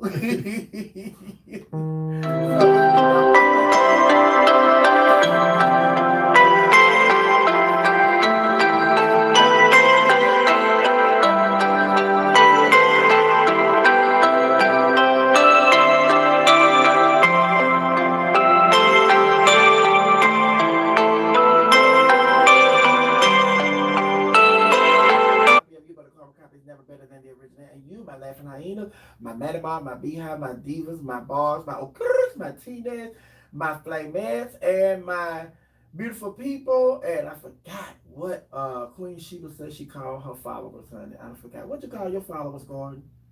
I hadn't had a name. We can just call them the commission. And the commissions. The commission. The commissions. We don't have to come up with Yeah, something we better gotta than come up that. with that. Yeah. You are all originals, just from you all. I'm so glad we had this time together just to sing a song, a share of laugh or two. And before you ever know it, comes a time for us to show that we have to say to each other, so long. Look, I'm reading talking about Who That Nation. Who That? Yeah, I'll be there Monday. I'll be there Monday. I can't stand Saints. Who did they draft? Nobody. They drafted somebody, but he was terrible. He was from like Tulsa. Somebody you ain't heard of before. I'm good. I'm glad. Well, whoever the Falcons drafted, I'm sure he want to be traded to the Saints. He ain't going nowhere. All right, and as always, I'm out, Commissioner. What about you? Holla, and happy birthday again to Jasmine Nicole Richardson. The president of the Diamond Club. Laughing hyena.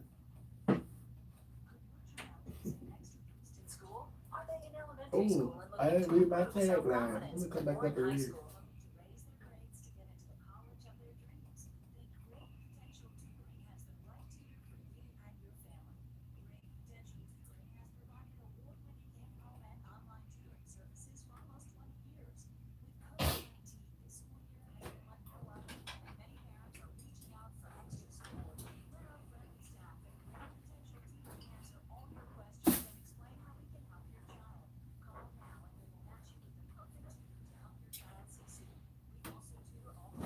Migo came and got that Snicker bar.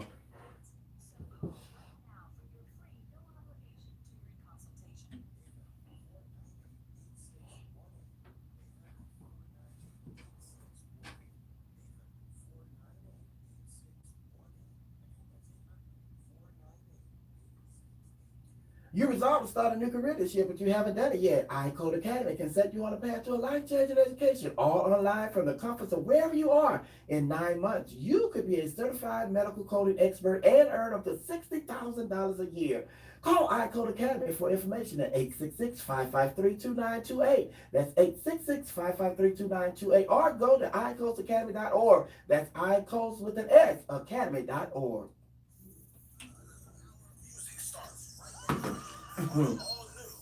She ready. Thank you, Gordon. No problem, thank you. You're welcome. Yeah, See you Thursday. Thursday. Mm-hmm. I'm sure we'll have a lot to talk about on Thursday. You're gonna have to fill me in on this New Orleans trip too. The New Orleans trip. Mm-hmm.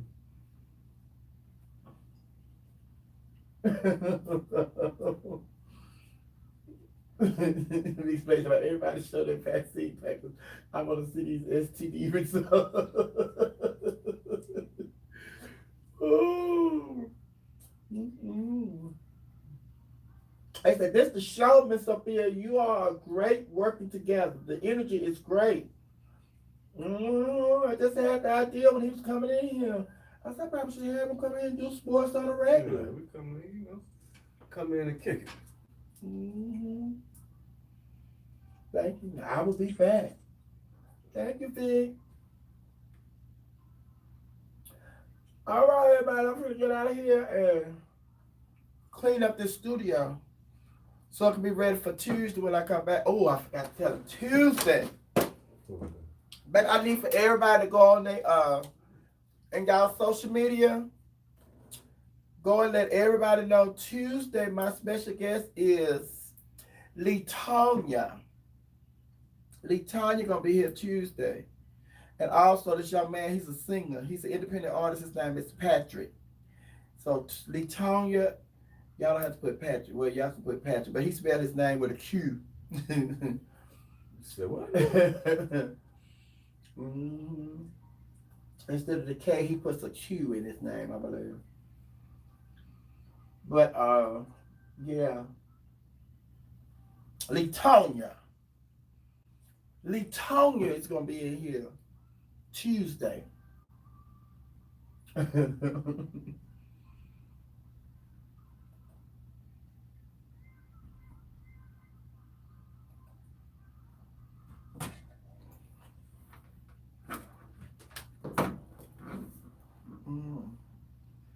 Got a call from my lawyer. He said that they got a call from Frank's lawyer.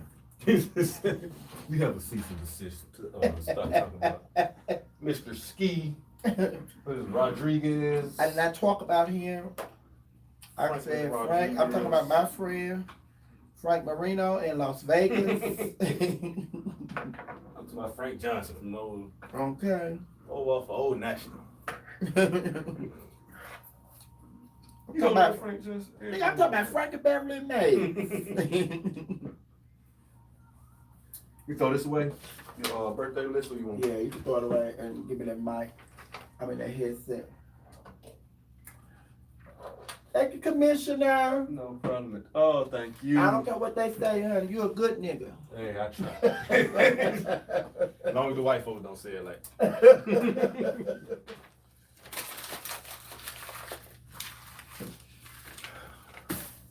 Now that's what the Hawks need. You see how I sucked that 3-pointer?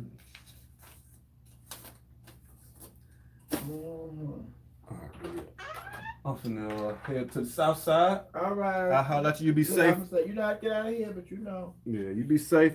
All right, you safe too. travels. And I'll holler at you later. All right, appreciate it. All right, thanks again. You're welcome. Thank you. Hey, What's up? you going in the country? I was born in Grady, man. You can say it. That's the city, right? Mm-hmm. Close that door, nigga. He's so doggone.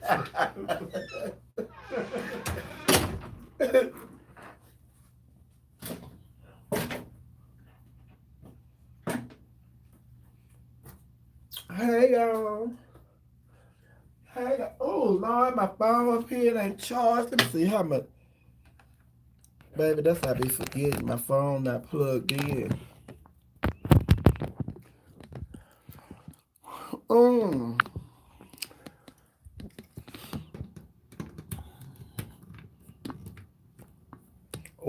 5%. Child, my phone at 5%.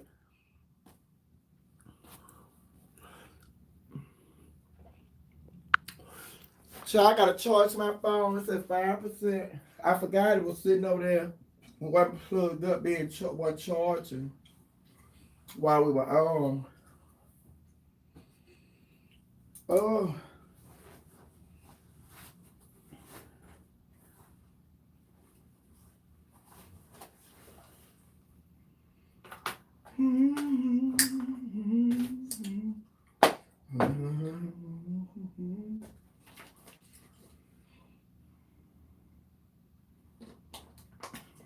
That's what the plug is.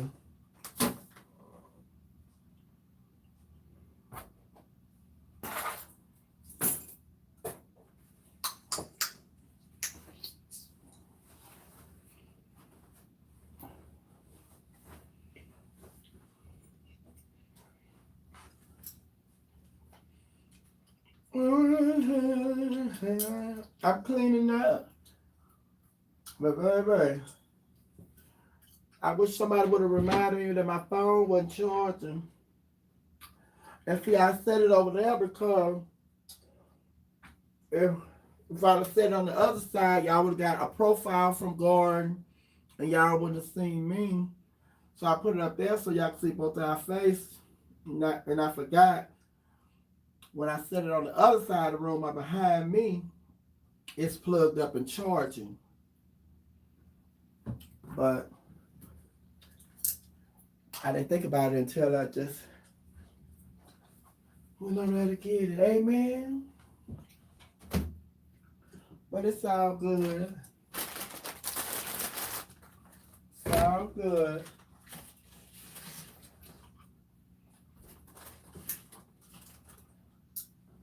Oh, Lord. Look.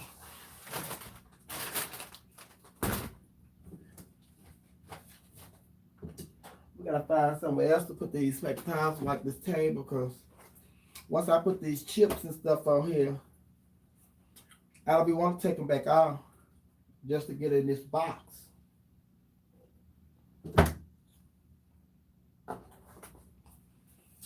To get a napkin off to wipe the table. You know what I'm saying?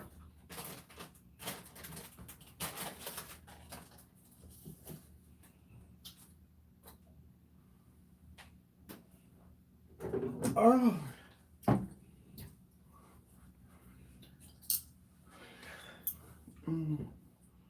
I was saying, let me turn a little music on, but turn that music on, they're gonna cut y'all out.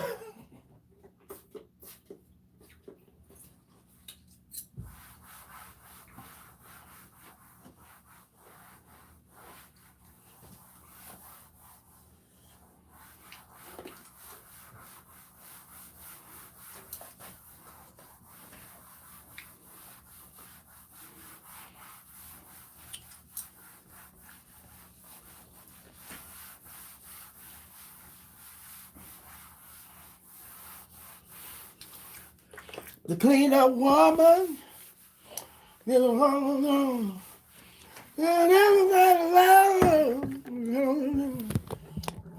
reason I know,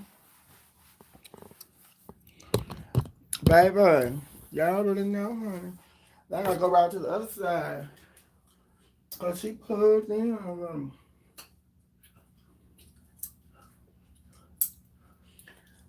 Y'all hear me popping this gum? That's how you know I'm legit blackfish, baby. I pop smack gum.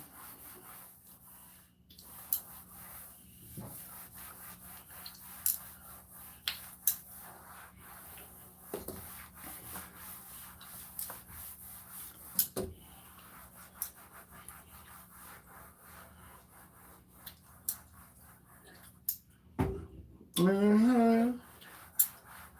Pop it, mama, pop it.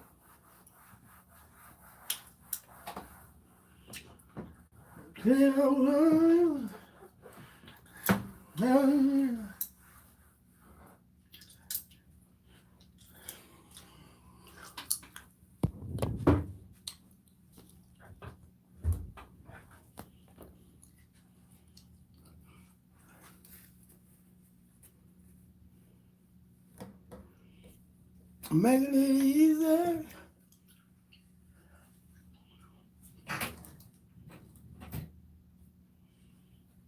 Oh.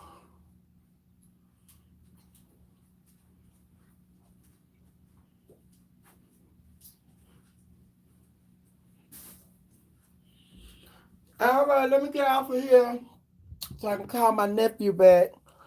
I love y'all. Talk to y'all later.